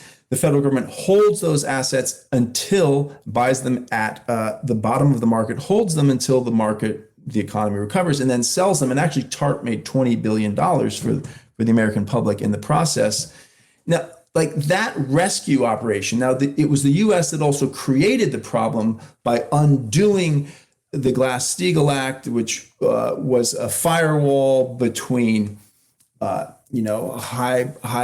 flying investment banking and local commercial banking, and this allowed massive flows of hot money in and out of the real estate market, and that led to the subprime crisis and all that. So the U.S. caused the problem, but then it also solved the problem. And there's an assumption on left and right that the world, that the U.S. dollar is in decline, and this role for the U.S. is about to collapse. I don't think that's the case, because it almost necessarily requires deindustrialization. For an economy to develop a financial system as large and as powerful as the one in the U.S.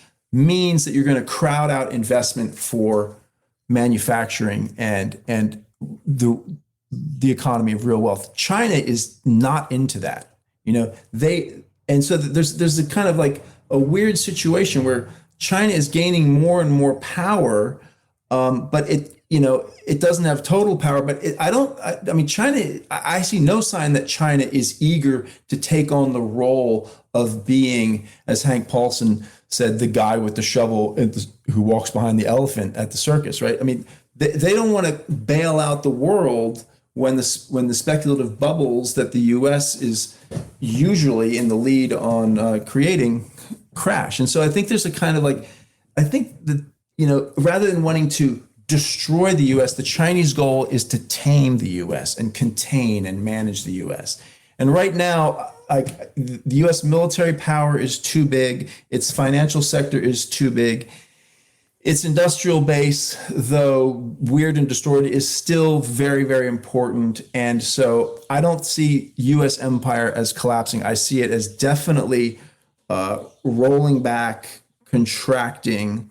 And I think that can be done in a way that makes the world a more fair and rational place, hopefully. The risk is that there's also this kind of lashing out and freaking out and wars that get started and can't be finished, as in Iran, right? So we've seen that. And I think if there were a move on Cuba, it could be the same kind of thing. But I definitely see that it is possible for the U.S. to kind of subside into a smaller role within a multipolar world. And I mean, I'm not saying this because this is what I want to see, this or that. This is just this is a possibility. the U.S. empire, U.S. global hegemony is definitely in decline. I don't think it's in collapse. And for better or for worse, U.S. global power is going to be around for a long time, but it is now going to be sharing power with China in particular, and these, coalitions of increasingly developed economies, the BRICS being the most famous example. And this starts as like an acronym, and like, what was it? Like, I forget what bank somebody comes up with this kind of descriptor, and now it's an actual organization. So that's what I think is going on. I'm curious still, because I think given all that has happened, the US has lost a lot of power in the region. All its Gulf partners are questioning their alliances with our government, with good reason, of course, because they're not on very strong territory to say to Iran, you've attacked us with no reason, when they are the ones hosting the people attacking them. And we all saw this, how it was being called defense, the US bombing various parts of Iran. To anyone's mind, this is not defense, this is offense.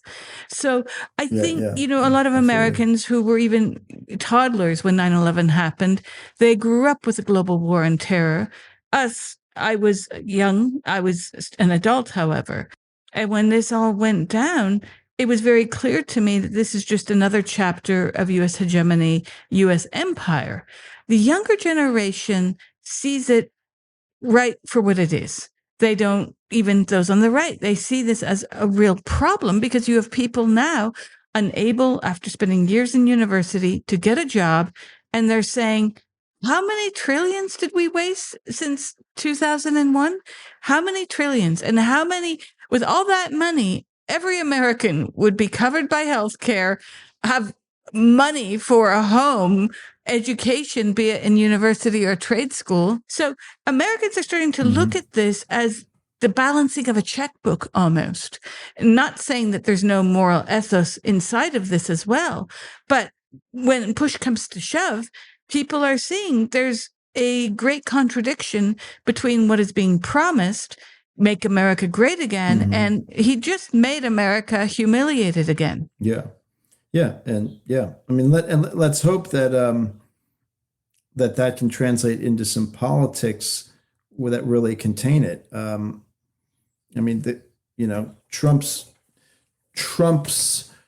promises turned out all to be lies, right? I mean, at least the mainstream media will now admit that he ran as an anti-war candidate. For a long time, they couldn't even admit that, but they're, now that he has proven that he's definitely not that, they will continually bring it up, say, hey, he lied to people. He ran as an anti-war candidate. But I mean, that is a domestic problem that we have to come up with a kind of a political movement and forms of political power that are capable of cutting this military budget and saying no to Israel, among other things. I mean, that seems to be the weakest link in the chain is the wrong metaphor, because it's a pretty strong link. But in terms of the political attitudes in this country, right? I mean, people are critical of Israel and critical of the U.S. relationship to Israel in a way that has never occurred in my lifetime, right? But Israel and Israel's allies in the U.S. still have enough power that there's no real threat to the flow of assistance to Israel yet. We'll see. I mean, maybe a Tucker Carlson, Marjorie Taylor Greene running a third party, but I don't know. It would be interesting to see. I thought what a paradox it is that we have the squad that have been pretty useless, sorry to say, being able to say there's a genocide. Well, loads of people on the right are saying that. We haven't done anything to stop the genocide. And we're seeing Palestine action figures being threatened with years in jail. Those recently condemned to many years in jail for doing the Lord's work, if you will. I think spray painting a an airplane can hardly be considered damage. Otherwise, we're back to the 1970s debate over Keith Haring's work in the New York City subway. It's exactly the same, except he wasn't protesting a war. He was trying to use public space as art.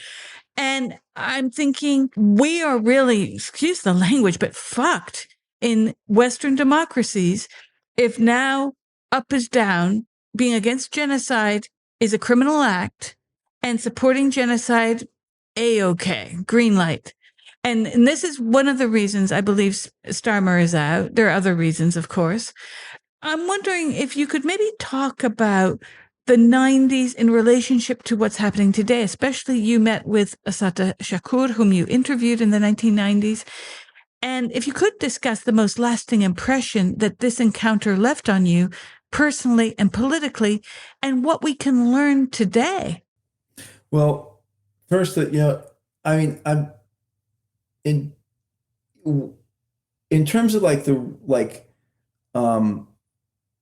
think that the opposition to Israel on the right is more evident among the podcasters than among the politicians. Like Josh Hawley is one of the more prominent sort of like dissident Republicans, right? He's, claims to be pro-union. He was out on some picket lines. The Teamsters supported him. He's played games around the PRO Act, which is this, the main piece of legislation in the U.S. that would undo all the constraints that the Taft-Hartley Act put on organized labor in the late 1940s. And he has flirted with supporting it, but then he's proposed this other bill, which would actually do some good things. And so there's reason to be like, wow, Josh Hawley, and he talks a good class line. Like, this is amazing. This like Republican talking about the working class and like, hanging out with the Teamsters. But then, he gets lots of money from AIPAC and he supports Israel. So even, among the politicians that you think might be ready to say, hey, we're not giving any more money to Israel for its genocide, most of them are bought and paid for. So I'm very cynical about all that. Who knows what'll happen. And in terms of, Assata Shakur, I interviewed her when she was in Cuba. I mean, she lived in Cuba, right? I mean, for people who don't know, she was a Black Panther who then kind of East Coast Black Panther. There's this left, East Coast, West Coast split. The West Coast of the Panthers, where it was started in Oakland under Huey P. Newton, they become more social democratic, get involved in electoral politics in Oakland. And there's an element in the East associated with a kind of roundup and a big trial of Panthers in New York, the Panther 21, who then start an underground guerrilla army called the Black Liberation Army. And Assata Shakur was part of that. And she and several other comrades of hers were pulled over on the New Jersey Turnpike for driving in a car with Vermont plates. And state trooper was killed. There was a shootout and some of them were killed. And she was arrested and jailed. And she then escaped from prison and made her way to Cuba and lived the rest of her life in Cuba. And I, through connections I had in the Bay Area back when I lived there, was able to find her on one of my trips to Cuba and interview her. And honestly, I mean, I don't think there is much from that kind of politics in the 60s that we can replicate. I mean, there are lessons to be learned from it, which is that, I think the politics has to be mass-based, above-board, democratic. You cannot go up against the United States with arms and expect to win. The police state and the surveillance state are too powerful for that. Those tactics are always problematic. Those tactics inevitably, as Regis Debray said, the revolution revolutionizes the counter-revolutionaries, right?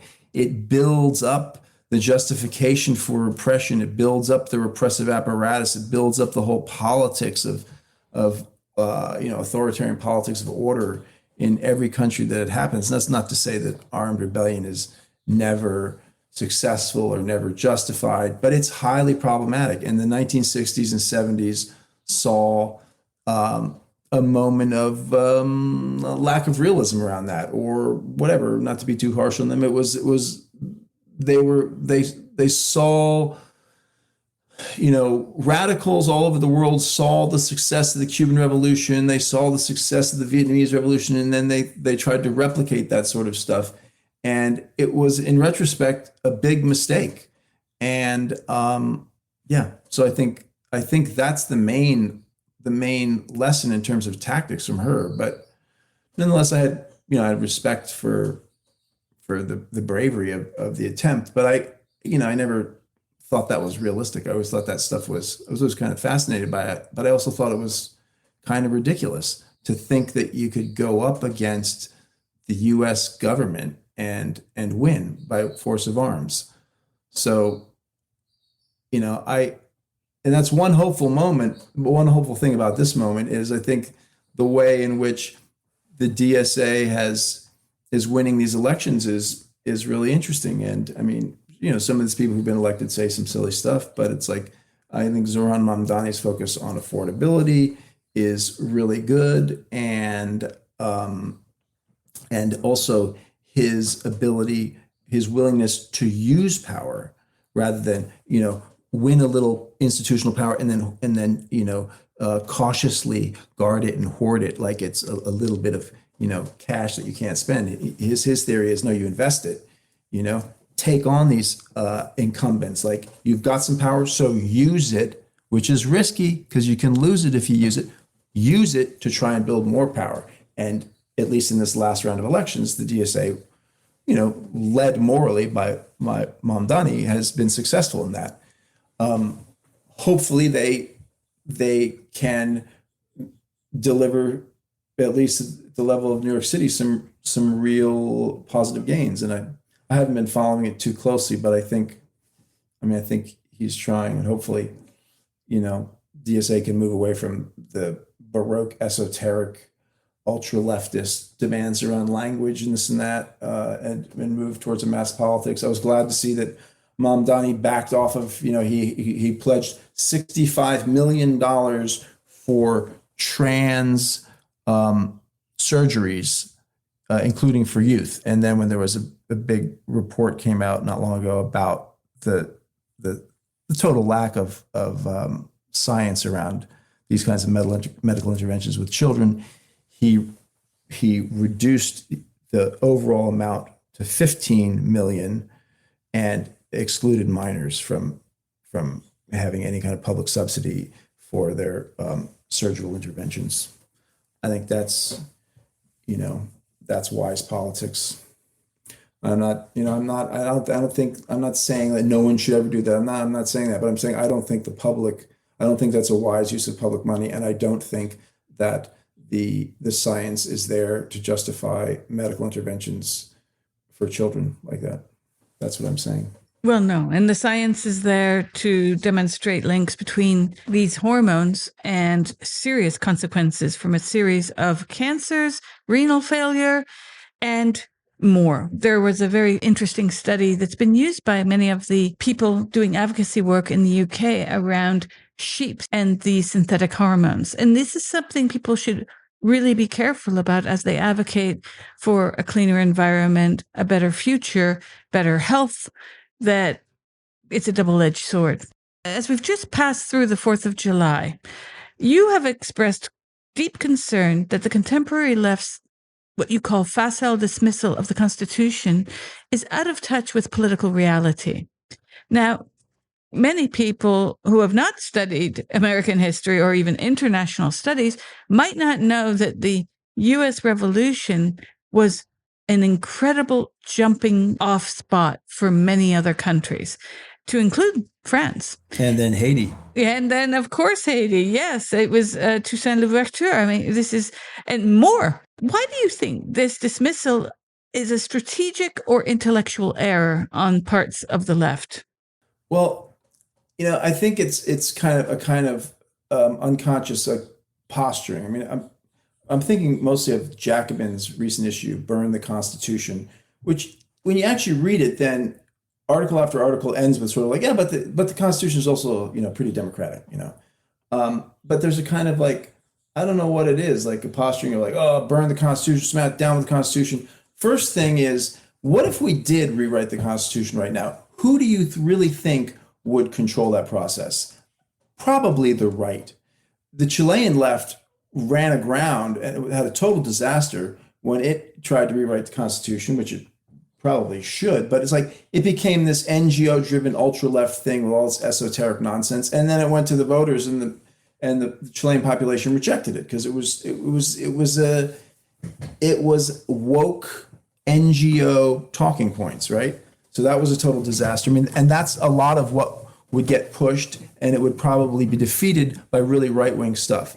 And so what I laid out in my most recent, but not that recent book from 2020, Radical Hamilton, was the contradictions of the Constitution. And as scholars of the Constitution have said, like, I think it was James Oakes, who's mostly a scholar of the Civil War, but did work on the 18th century earlier. And he has a great article on the Constitution around slavery. And, you know, he says that the Constitution is a compromise document. And the Constitution both protected slavery, just to take one example, both protected slavery and limited slavery. And the Constitution is, it has some real possibilities. The main one, I think, is the general welfare clause, right? You have the supremacy clause, which is that the federal government and federal judges, federal law and federal judges, if and when there's a conflict with state laws, federal judges and federal laws are supreme. And then linked to that is the general welfare clause in Article 1, Section 8, which empowers Congress. And Congress has the right to tax and raise money and spend money for a whole number of things that are enumerated, including building roads and stuff like this, and for the general welfare. And Jefferson came back from France. He wasn't part of the Constitutional Convention. He was off acting in a diplomatic capacity in France. And when he came back, he was furious about this. And he said to Washington, he said, this could mean anything. The general welfare, what the hell is that? You know? And that was intentional. The general welfare was what the developmentalists, broadly referred to as the Federalists, Hamilton, Benjamin Franklin, these types, Adams, this was their loophole. That's like all the things they wanted government to do to develop the economy could be categorized under the general welfare. So the general welfare could really be, could justify socialist planning. I mean, public ownership of the means of production is not outlawed by the U.S. Constitution. The postal clause, which allowed the construction of postal roads, actually opened the way to the first and a massive public works program in the 19th century, when rivers were declared postal roads and then cleared. And it was like most of the roads in the 19th century were built by the post office, by the federal government. There's been a lot of progressive things that the Constitution has done, and there's a lot of progressive room in the Constitution. And there's just this thing, this tick on the 4th of July where it's fun or whatever, your bona fides, get your left bona fides established by like dissing the Constitution, but it's totally out of touch with political reality, which is that if we were to rewrite the Constitution now, chances are it would be a really right-wing document that came out the other end and was approved. And I think what the left should be focused on instead is what kinds of possibilities are tucked away in the Constitution. And the real issue around political power isn't what's in this document. It's like what's out in the streets, what's in the institutions, what's in people's minds. What is the nature of politics? And can a left political movement that is in favor of empowering workers and redistributing wealth and planning the economy in a more sustainable and just fashion, can a movement that wants that have any purchase through the Constitution? And I think the answer is clearly yes, it can. And the issue at hand isn't what that document says so much as it is like, where are we politically? So that's just a little pet peeve, having just gone through a couple of weeks of reading these kind of infantile articles dissing the Constitution, which do all then, it seems to me, in the end say, but of course there are lots of democratic elements of the Constitution, and move on from there. Yes, well, Jacobin is not immune from many of the foibles which it critiques on the right. I'm not very impressed by Jacobin, which was also lockdown, baby, lockdown, remember? Yeah, absolutely. If you recall, Bhaskar Sunkara purchased the UK's left-wing Tribune, which had gone bankrupt, and he reneged on promises to rehire the staff in the negotiations. So that's the kind of socialist he is. It boggles the mind how this word leftist, I used the word Marxist earlier because I can't even use the word leftist anymore. Not that one must vow to the statue of Marx or whatnot, but I think this idea of the commune we need to come back to. And if it's going to happen, I'm seeing more signs that communal living is something being suggested by more and more people on the right these years than those of the pajama class who are like, what are you getting on Deliveroo tonight, honey? There's little consciousness of the fact that more and more in Western countries, well over 90% of these drivers are not nationals of the very country where those people are ordering their food, and they are making barely survivable incomes. And no one thinks about this during the lockdown era, because what was important is that we can do our work from our computer and order in food, get Netflix, we good. There's a collapse on the left, as we saw during lockdown, of what class actually means and material reality. All these things that seem to have been abandoned by people in the squad, the Bernie years. People are very detached from what is reality, hence the feminist versus transgender wars that have been happening all over the English-speaking world. And I think we've got to ask ourselves, how do we, in effect, square the tension between the limitations of what is called progressivism, which I view very regressive on all these points that I've just made, and what is actual advancement, let's not call it progressive, but just advancement of our society, where people can have access to healthcare, where education can be in real life when the next pandemic happens, which they are forecasting already, and they were during the last pandemic, that people are not locked up like hens. How do you see this developing? Because, Christian, I get very despondent when I hear the forecasting of the next outbreak of this or that, and we haven't actually had a white paper on what went wrong the first time. What should be the response now? Because it seems the left is still detached from historical materialism. We're not seeing any of these publications on the so-called left even saying, here's our mea culpa piece. They're not doing a Tucker Carlson saying, I was wrong about Iraq. Yep. No, and there was a way in which, the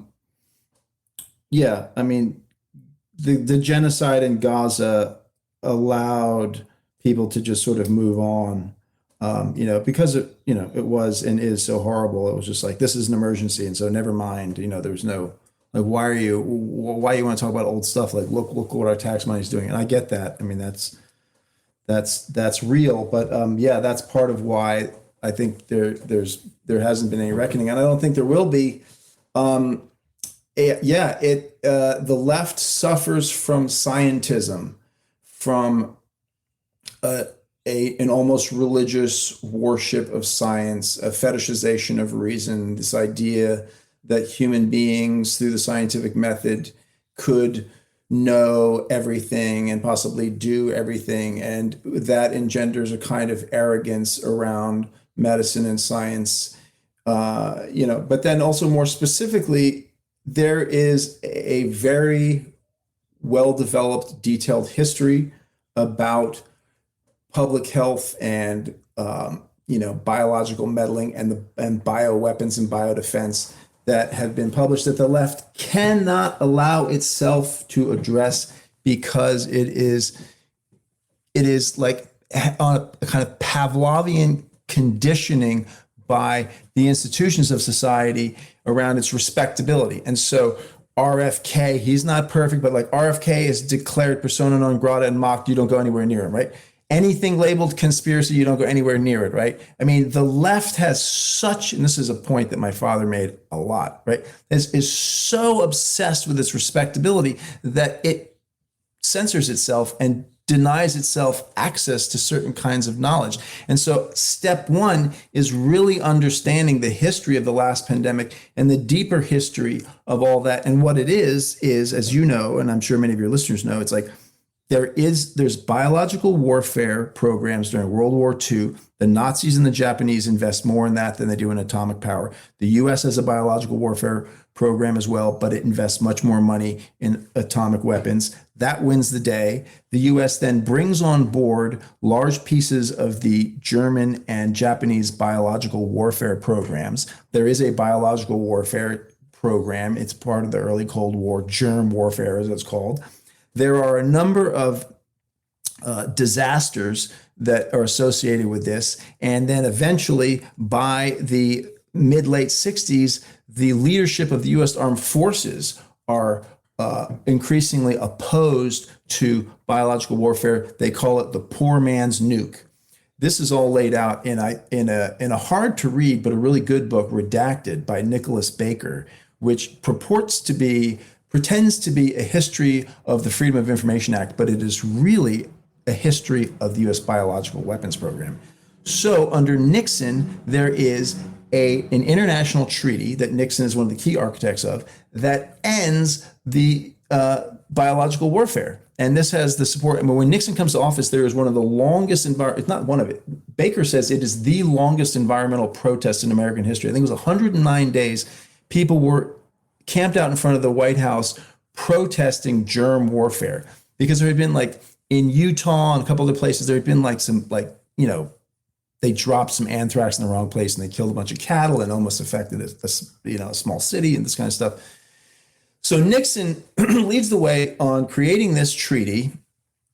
The treaty is signed in 72, goes into effect by 73 or 74. And that ends, as far as we can tell, that the U.S. efforts to create offensive biological weapons, and they destroy those capacities. However, there is in that treaty a loophole which allows for biodefense, that countries that are party to the treaty have the right to do what we would now call gain of function and other such experimentation. They have the right to study these pathogens if the purpose is to create defensive, primarily medical countermeasures. This isn't a big deal until the invention of CRISPR in the early 2000s. And then it becomes very easy and very cheap to do really radical modifications of various types of pathogens. And under that loophole, and beginning from that treaty on, there is, and even prior to it, there was, of course, an intelligence concern with what is the other side doing? What's up with the other side's biological capacities? When NIAID under Fauci is faced with the fact that there really aren't that many infectious diseases anymore, he is increasingly linking up with the intelligence services, primarily the CIA, and starts collaborating with them. Out of that comes, the Wuhan lab. Fast forward 30 years, it's like you've got NIAID channeling intelligence and defense money to these nonprofits, EcoHealth Alliance in particular, which is a sui generis freelance thing that's trying to do conservation, and then we're going to do conservation in the name of preventing the spillover of pathogens, blah, blah, blah. They are trying, the U.S. intelligence apparatus, the blob, is trying to get inside the Chinese biodefense scene. And they do that in part by funding the actual research. And so then we get this bat virus out of the mine in Wuhan. It's tampered with by Dr. Shi. Peter Daszak of EcoHealth Alliance is there. There's another project that overlaps with this, in which USAID is the sort of primary agency, called Predict. And that's about going around and collecting samples to try and predict. And the mainstream story is always what kind of pathogens could come out of nature, but it's also, or out of enemy labs, right? And part of that is that the US is continuing to do this kinds of research, and they were funding it in Wuhan so as to get access to the Chinese library, of pathogens, which, to give them credit, they seem to have done, right? But then the virus escapes or is released, whatever, and we get the COVID crackdown. And in the midst of that, there's tons of great books, two of them by RFK, but you cannot say RFK around most leftists without having them erupt into, outrage. And Nicholas Baker's book, Redacted, very interesting book, because it's like, it's an example of a writer trying to say something critical in a totalitarian environment where he has to mask it and hide it. The whole thing, it's written as a diary. It's so hard to read. He's a good writer, but it's like you have to actually read the whole thing until you realize, whoa, this is a history of the US bioweapons program. And his key conclusion is that bioweapons operations were always also psychological warfare. Because the stuff is just, the Joint Chiefs of Staff who were like with Nixon saying, let's create a treaty because this is the poor man's nuke. This stuff doesn't work that well. The risk of blowback is too much. They were onto something. It just doesn't work that well. So it's like the kind of guiding question in Baker's book is, did the US use biological weapons in Vietnam and Korea? And the example I remember better is the Korean example. And he shows that they did, but not very much, but they did it enough to basically freak the Chinese out and then denounce the Chinese for being paranoid and try and prove that they hadn't used it. So they basically, they were using those feather bombs, and they did a bunch of biological weapons drops, but only a small portion of them actually had pathogens, and there was a small outbreak. And so then the Chinese were focused on that, look, they poisoned people. And then the Americans could say, look, what are you talking about? Here are these other, shell casings. I forget what the actual evidence was, but they could prove that in other instances there were no biological pathogens. And then the whole idea was to, terrorize, confuse, psych out, and undermine the legitimacy of the Chinese in the process. And so from that, he says, this is rule one about biological warfare in the modern era. It's always also, and maybe even in fact, primarily psychological warfare, because the stuff itself is just can't be aimed, as it were. It just spills, it goes everywhere. Anyway, there you go. That in a nutshell, that kind of history. The left should be studying this, but you're not allowed to discuss the deep state. That's off, that's conspiracy theory. And, in honor of my late father, Michael Parenti, this was something that he talked about publicly and he wrote about and he talked about privately a lot, and the kind of self-censorship that the disapproval of the New York Times engendered in supposedly renegade, autonomous, leftist revolutionaries. It was just remarkable how obedient they were to cues from the gatekeepers of bourgeois respectability to respond and be like, oh no, we can't go over there. That's a conspiracy theory. Don't talk about that. I don't believe in conspiracy theories because of course, there's always, you're always representing yourself when you talk about things as well, right? And that's part of the risk. It's like, you want to become associated with these controversial and untoward and weird facts. Well, you might become tainted, to extend the metaphor. You might be infected by the very same disrepute as the set of facts you're discussing, right?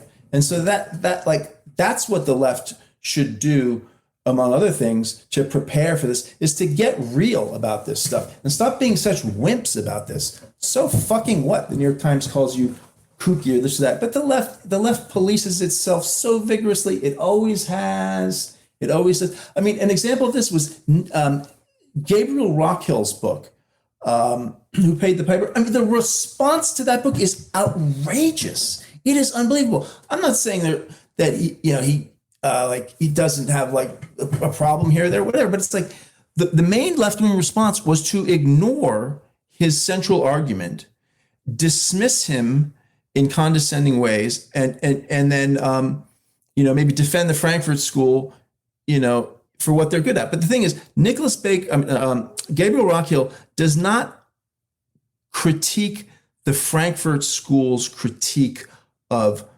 Western society. He doesn't dismiss their critique of instrumental reason, all this kind of stuff, right? What he does is he does lots of empirical historical research and just shows that the size of the influence effort after World War II, during and after World War II, of the U.S. government, the CIA, but other intelligence agencies as well, the Psychological Warfare Board, for example. I mean, it's a huge number of institutions were deeply involved in trying to nudge the left in the US and the left globally away from actually existing socialism.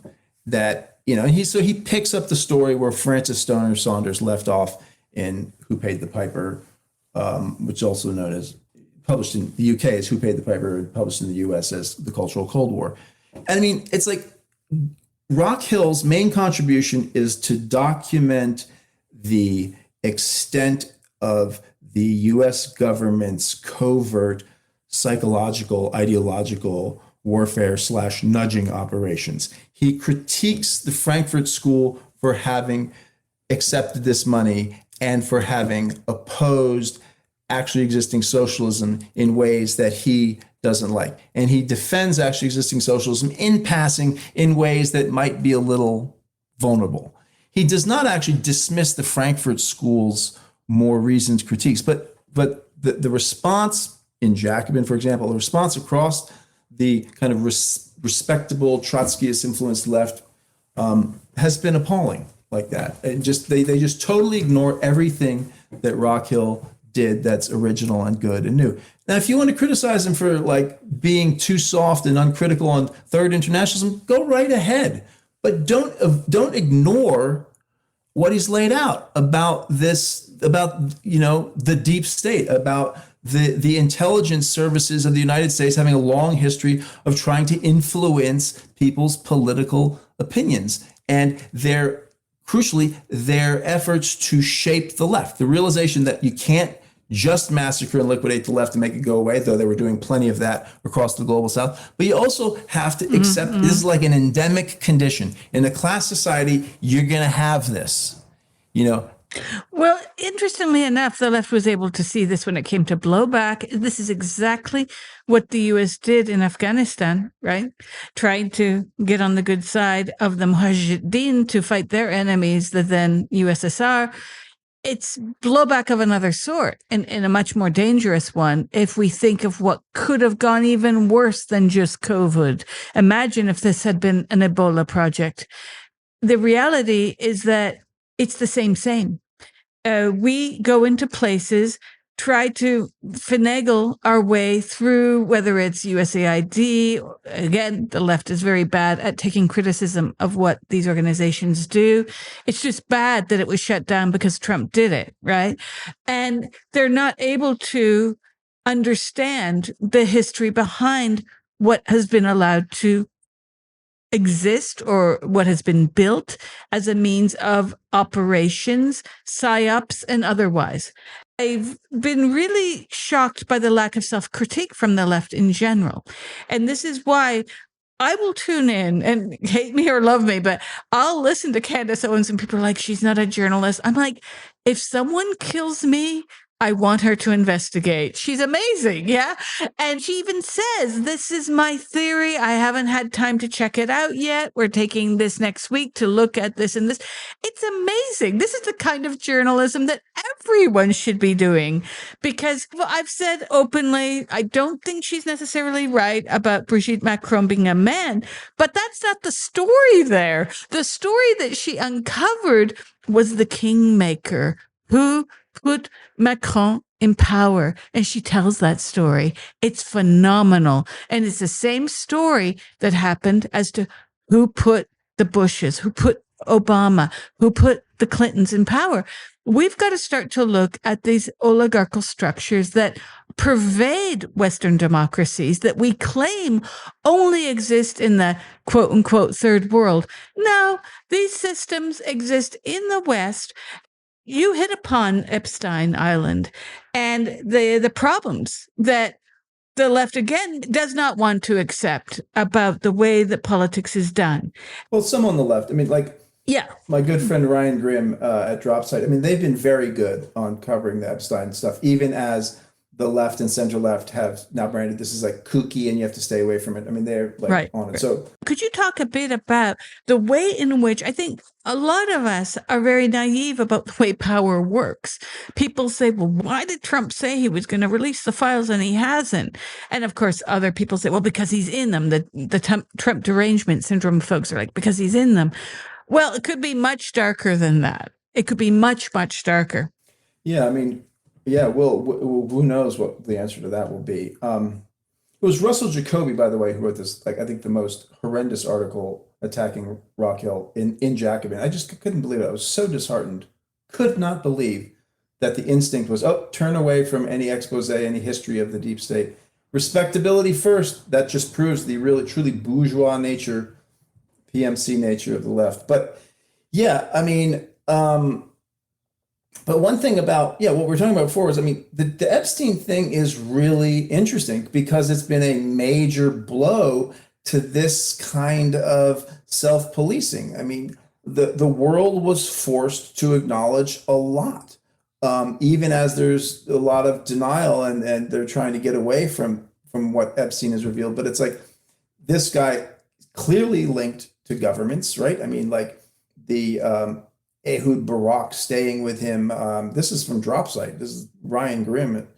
Its publication is the ones who've like been best on this. You know, I mean, the cameras, some of the cameras in one of Jeffrey Epstein's properties were managed by the Israeli embassy. You know, it's like, I mean, these connections between illegal trafficking of underage girls and state intelligence cannot be denied.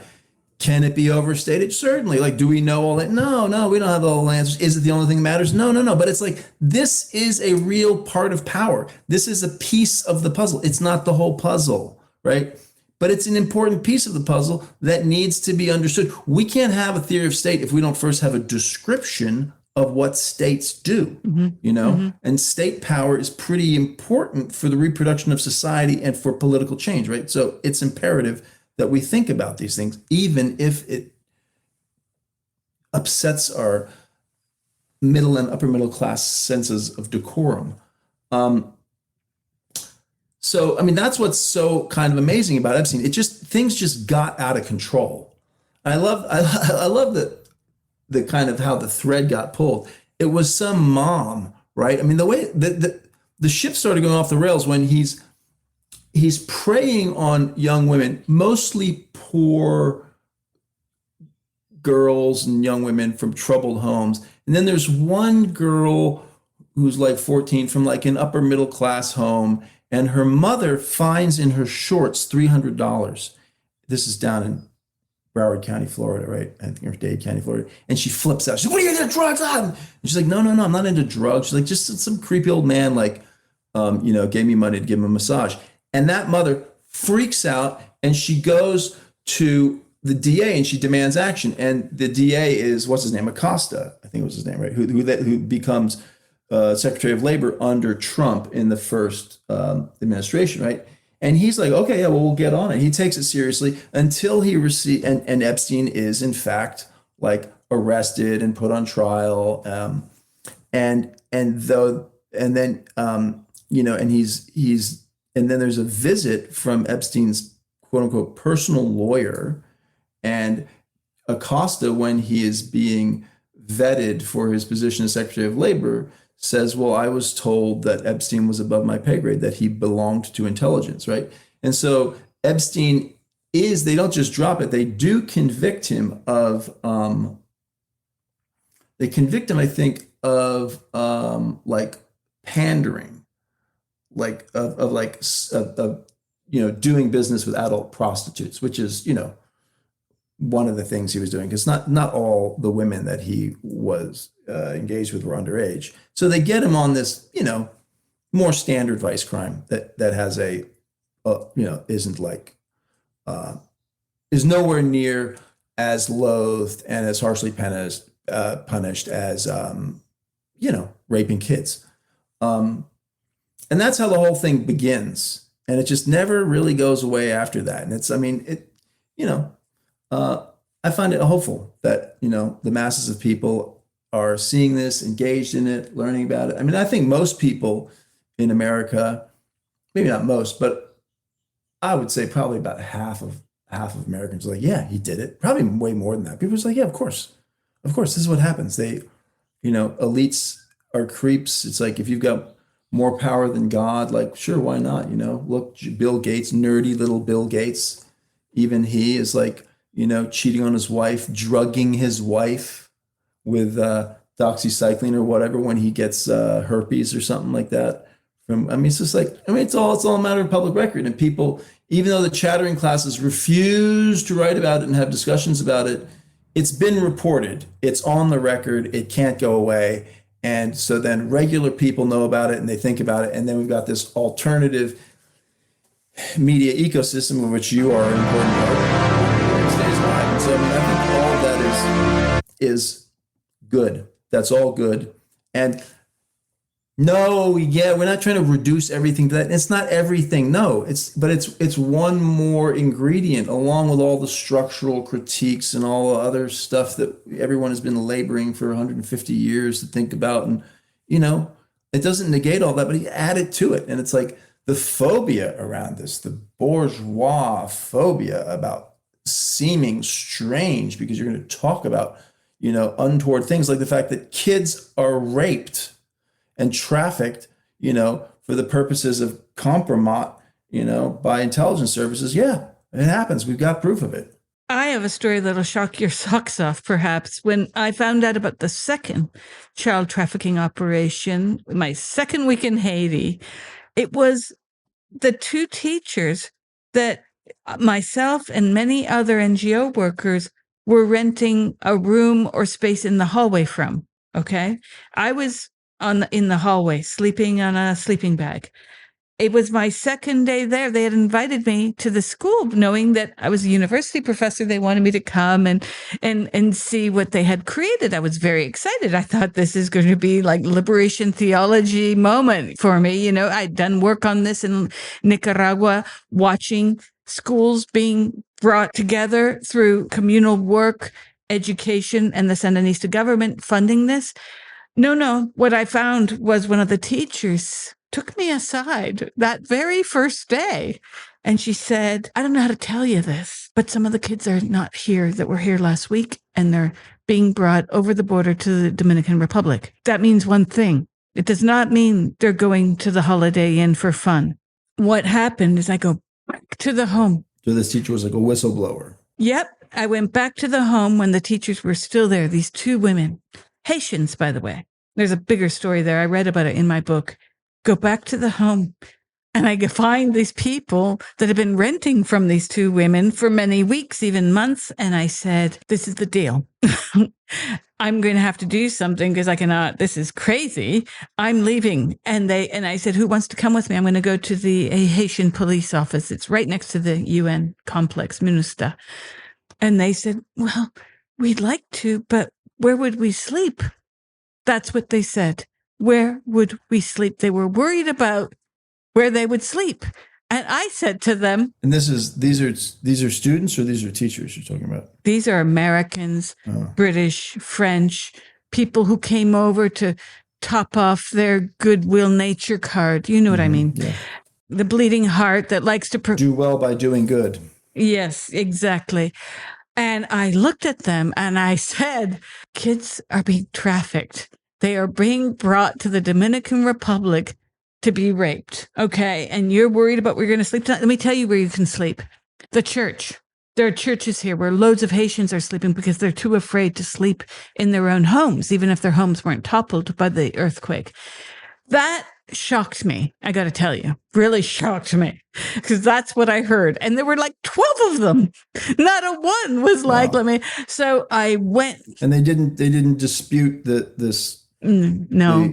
The evidence of trafficking. No, it was like, you remember in Hogan's Heroes, what was it, Clink, who I see nothing. Yeah, was that. Yeah. It was It was a lesson, but we're seeing it all over, right? You and I grew up with the lessons of the Holocaust being taught in the classroom and history classes. And here we are now.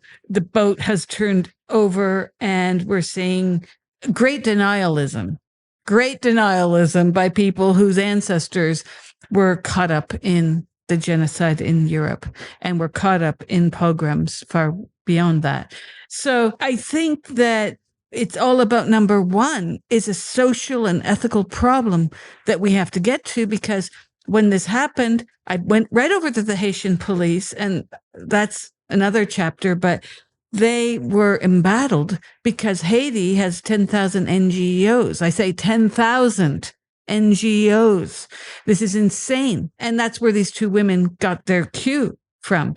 They were kids, got hooked into this German family that was part of I don't want to say the name of the NGO, but they were part of the adopted child and put that picture on the fridge. And this is our child in Haiti. And eventually they went to Germany. One of them speaks German fluently, and they were adopted in a financial sense, became then themselves heads of NGOs. So a lot of NGOs in Haiti are not just INGOs, international NGOs, but they are NGOs, because who wouldn't do that? And I'm not talking about the trafficking part. I'm talking about the NGO part, when that's the only way to make a living. Haiti has a very high unemployment rate. Like Gaza, it has a very high youth rate. So when I went to find information and tell the police and find more information out, because I head over from the police station to the UN. And when I was leaving the UN from the meeting, a WASH meeting, I went to the head of UNICEF that is supposed to be invested in looking at child trafficking. And she was like, nothing to see here. I was horrified by that. I head over to the WASH meeting because I was involved in sanitation and digging up toilets and so forth after the earthquake. That's why I went. And I'm walking out of the WASH meeting with my friend Rodrigo, and these men asked us if we wanted to help with these kids and offered adoption, basically. And I'm like, oh my God, that's three. Now, this was a Haitian priest and his acolyte. And Rodrigo and I pretended to be husband and wife. We took what we call the bullet bus. It must have been going 200 kilometers an hour. We went there the next few days later, maybe, and we documented it all. I ended up doing a lot of undercover work, fake adopting, being a woman who wants to adopt. What I discovered was the corruption within a lot of these NGOs. And I mean, I criticize the international ones because they're the ones that give credence.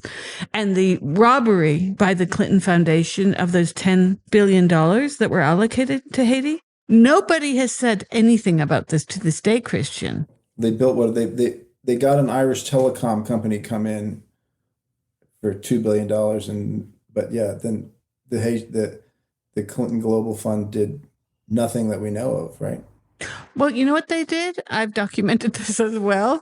They had projects to take recycled paper and make it into what they call in French briquettes, which are you stuff it into a PVC tube with a stick, separating it by similarly sized circles, and you make these briquettes, because Haitians do not use ovens. They use over the fire cooking, and that's it. That's not 10 billion. It's not even 10 million. You burn paper, burn bricks of paper. Yeah, and there's more. When I found out about each incident of child trafficking, and I'm looking for someone who wants to do something about it, well, the head of UNICEF, useless. She was an expert in transportation. Why did they put a logistics person in charge of UNICEF in Haiti? Good question. And then the next day I had a woman, I will not say her name just to protect her, but she and I ended up working together for 6 months on the project. She said, I heard about you and I want to do this project because, as you know, my boss is useless. I'm paraphrasing here. And we did loads of work and wrote up a big project that I had some of the best international lawyers involved with to do. on the ground research, because in the process of researching this, you would be shocked or not by how many Americans pop down to Haiti to buy a baby. I was like, have you no shame? But no, they don't. Wow. And so again, I think the problem that we began speaking of within Castro's experiment and with any kind of socialist or communist experiment is, what do we do when it comes to egoism, egocentrism, or just people who are looking out for number one? They want their baby, but they didn't think of the ethical implications of going to, I won't say a war-torn country. It's a bit worse in Haiti.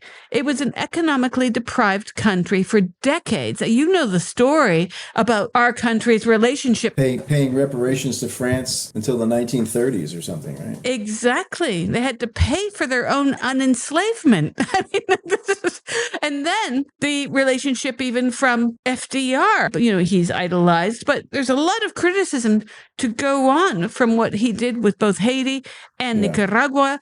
Infamous quote about Anastasia Somoza: he's a son of a bitch, but he's our son of a bitch, right? And we were able to wipe out the Red Scare south of the border. Yet the current political landscape, really, I think it's useful, and I attempt to do this within my own work, is to avoid the binary of left and right, because a lot of the people we've mentioned are useless. I mean, if they're leftists, then I don't want to be part of that. I'm thinking we're seeing a resurgence of thinking about community, experimental gardening in Detroit, for instance. We don't have the allotment system that exists in England, but more and more Americans are seeing the benefit of class actions. And I don't mean in lawsuits, but working together in your neighborhood, amongst the poor, amongst those who have just been demoted during lockdown from middle class to poverty, as is the case in Italy, that you will not see written up. I'm working on a piece with statistics around suicide and impoverishment since 2020. ISTAT, the National Institute for Statistics in Italy, wrote that 23 to 25% of the population is in severe poverty, Christian, here in Italy. Now, why is this? I just was shocked. I did not expect that.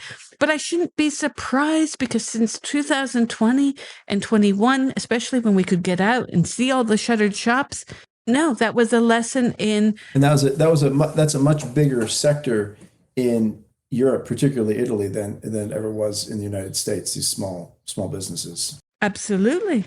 And the problem is that we're now gaining the mechanisms of many people who did not have, let's say, access to education, the money to buy newspapers through online. They're able to access the analysis of these mechanisms of power. I'm seeing many people come out who heretofore, let's say, were silent or didn't understand. And they're like, I've been reading and now I see, and they're joining the dots, which is really wonderful. And I'm not meaning people on the left, people on the right. How many people on the right are saying what Israel is doing is a genocide? This is great. We would never have imagined this 20 years ago, Christian, because the second intifada was allowed to go on. No one questioned why kids were blowing themselves up. They were just barbarians wanting to go to heaven and get their 99 huri. Could you talk about your father's legacy? And maybe we'll end with that. If you could talk about his legacy today and what you hope might come from his work, even from his disappointments. Well, I mean, I think, he was a fantastic public speaker. And so the internet has been very good to his legacy. And a lot of young people have gotten to know him through clips. And I would encourage people to look at his books, read his books as well, because he was a very good writer, very economical, very smooth writer. And being a son of the working class, he had tremendous faith in regular people's ability to understand things. And so he wrote with tremendous sympathy for his readers. And, he got his PhD at Yale and his MA at Brown. And he was, prior to becoming a Marxist, when he was just a Cold War liberal, he was on the fast track. Maybe not the fast track, but he was doing well as an academic.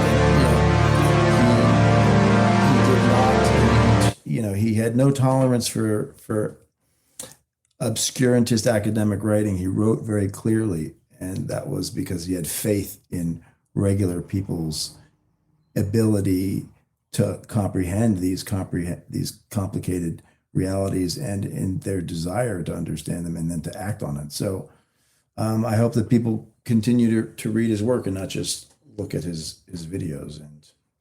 And of course, we all have to apply ourselves to the problems that confront us now. He's passed away, and we have these specific problems we face now. He was around for COVID, but he was, like I said, his dementia was such that he couldn't comment on it and wasn't fully tracking what was going on. So we've got all these new problems that we can benefit from looking at his work and others who came before us at some of the groundwork, and try and push some of these themes forward so we better understand political reality. And crucial among that was this, not falling prey to the pejorative of, oh yeah, that's conspiracy theory, right? And that was a constant thing he did. And that goes back to actually when JFK, the film comes out, there's a big split in the left. And Chomsky was dismissive of the JFK, the theory of a conspiracy around the murder of JFK. And his position was, it doesn't matter, JFK was an anti-communist, who cares, right? And he was an imperialist. Even though Chomsky was an anti-communist, or is an anti-communist of sorts. And my father at that time came out saying, no, this is very important. This is an important part of how class power and state power works under nominally democratic capitalism. We have to think about this. And the majority of the left took the cue and poo-pooed the interest in Kennedy's assassination. Peter Dale Scott, who is not a leftist necessarily. I mean, he was a Canadian diplomat and then I believe a poetry professor at Berkeley. I mean, he's sort of, a liberal, on the left, but not an activist, anti-war, Marxist at all. But he was leading the way in terms of demanding that we think about what happened to the Kennedys and the role of the CIA specifically in all of that. And my father took his side and spoke publicly about it. And there a rift developed between my father and sort of the more mainstream of the left over that, and specifically between he and Chomsky. And it all tracks back to that moment and what my father saw as the tremendous opportunism of those who sought to score points about their respectability rather than try and unpack uncomfortable facts that had been officially branded as conspiracy theory, out of bounds, etc. Right? And so the cowardice of the intellectual class to look into that disgusted and disappointed him, and he, of the left intelligentsia, that is, and a rift developed between him and the mainstream of the kind of Marxist left, even though he was, very, very prominent Marxist. But it's like there that and also then around the same time he was defending actually existing socialism. So those two things, like defending actually existing socialism and saying, yeah, the CIA doesn't just kill leaders in third world countries. There's enough evidence to indicate that they very well may have done that here. And that's like, whoa. You can say that they do that in, hard scrabble little banana republics, but you're a kook if you say they would do that here. I encourage people to read his work and also to follow his example of don't pay attention to the name calling. Fuck them. Who gives a shit? Follow the truth.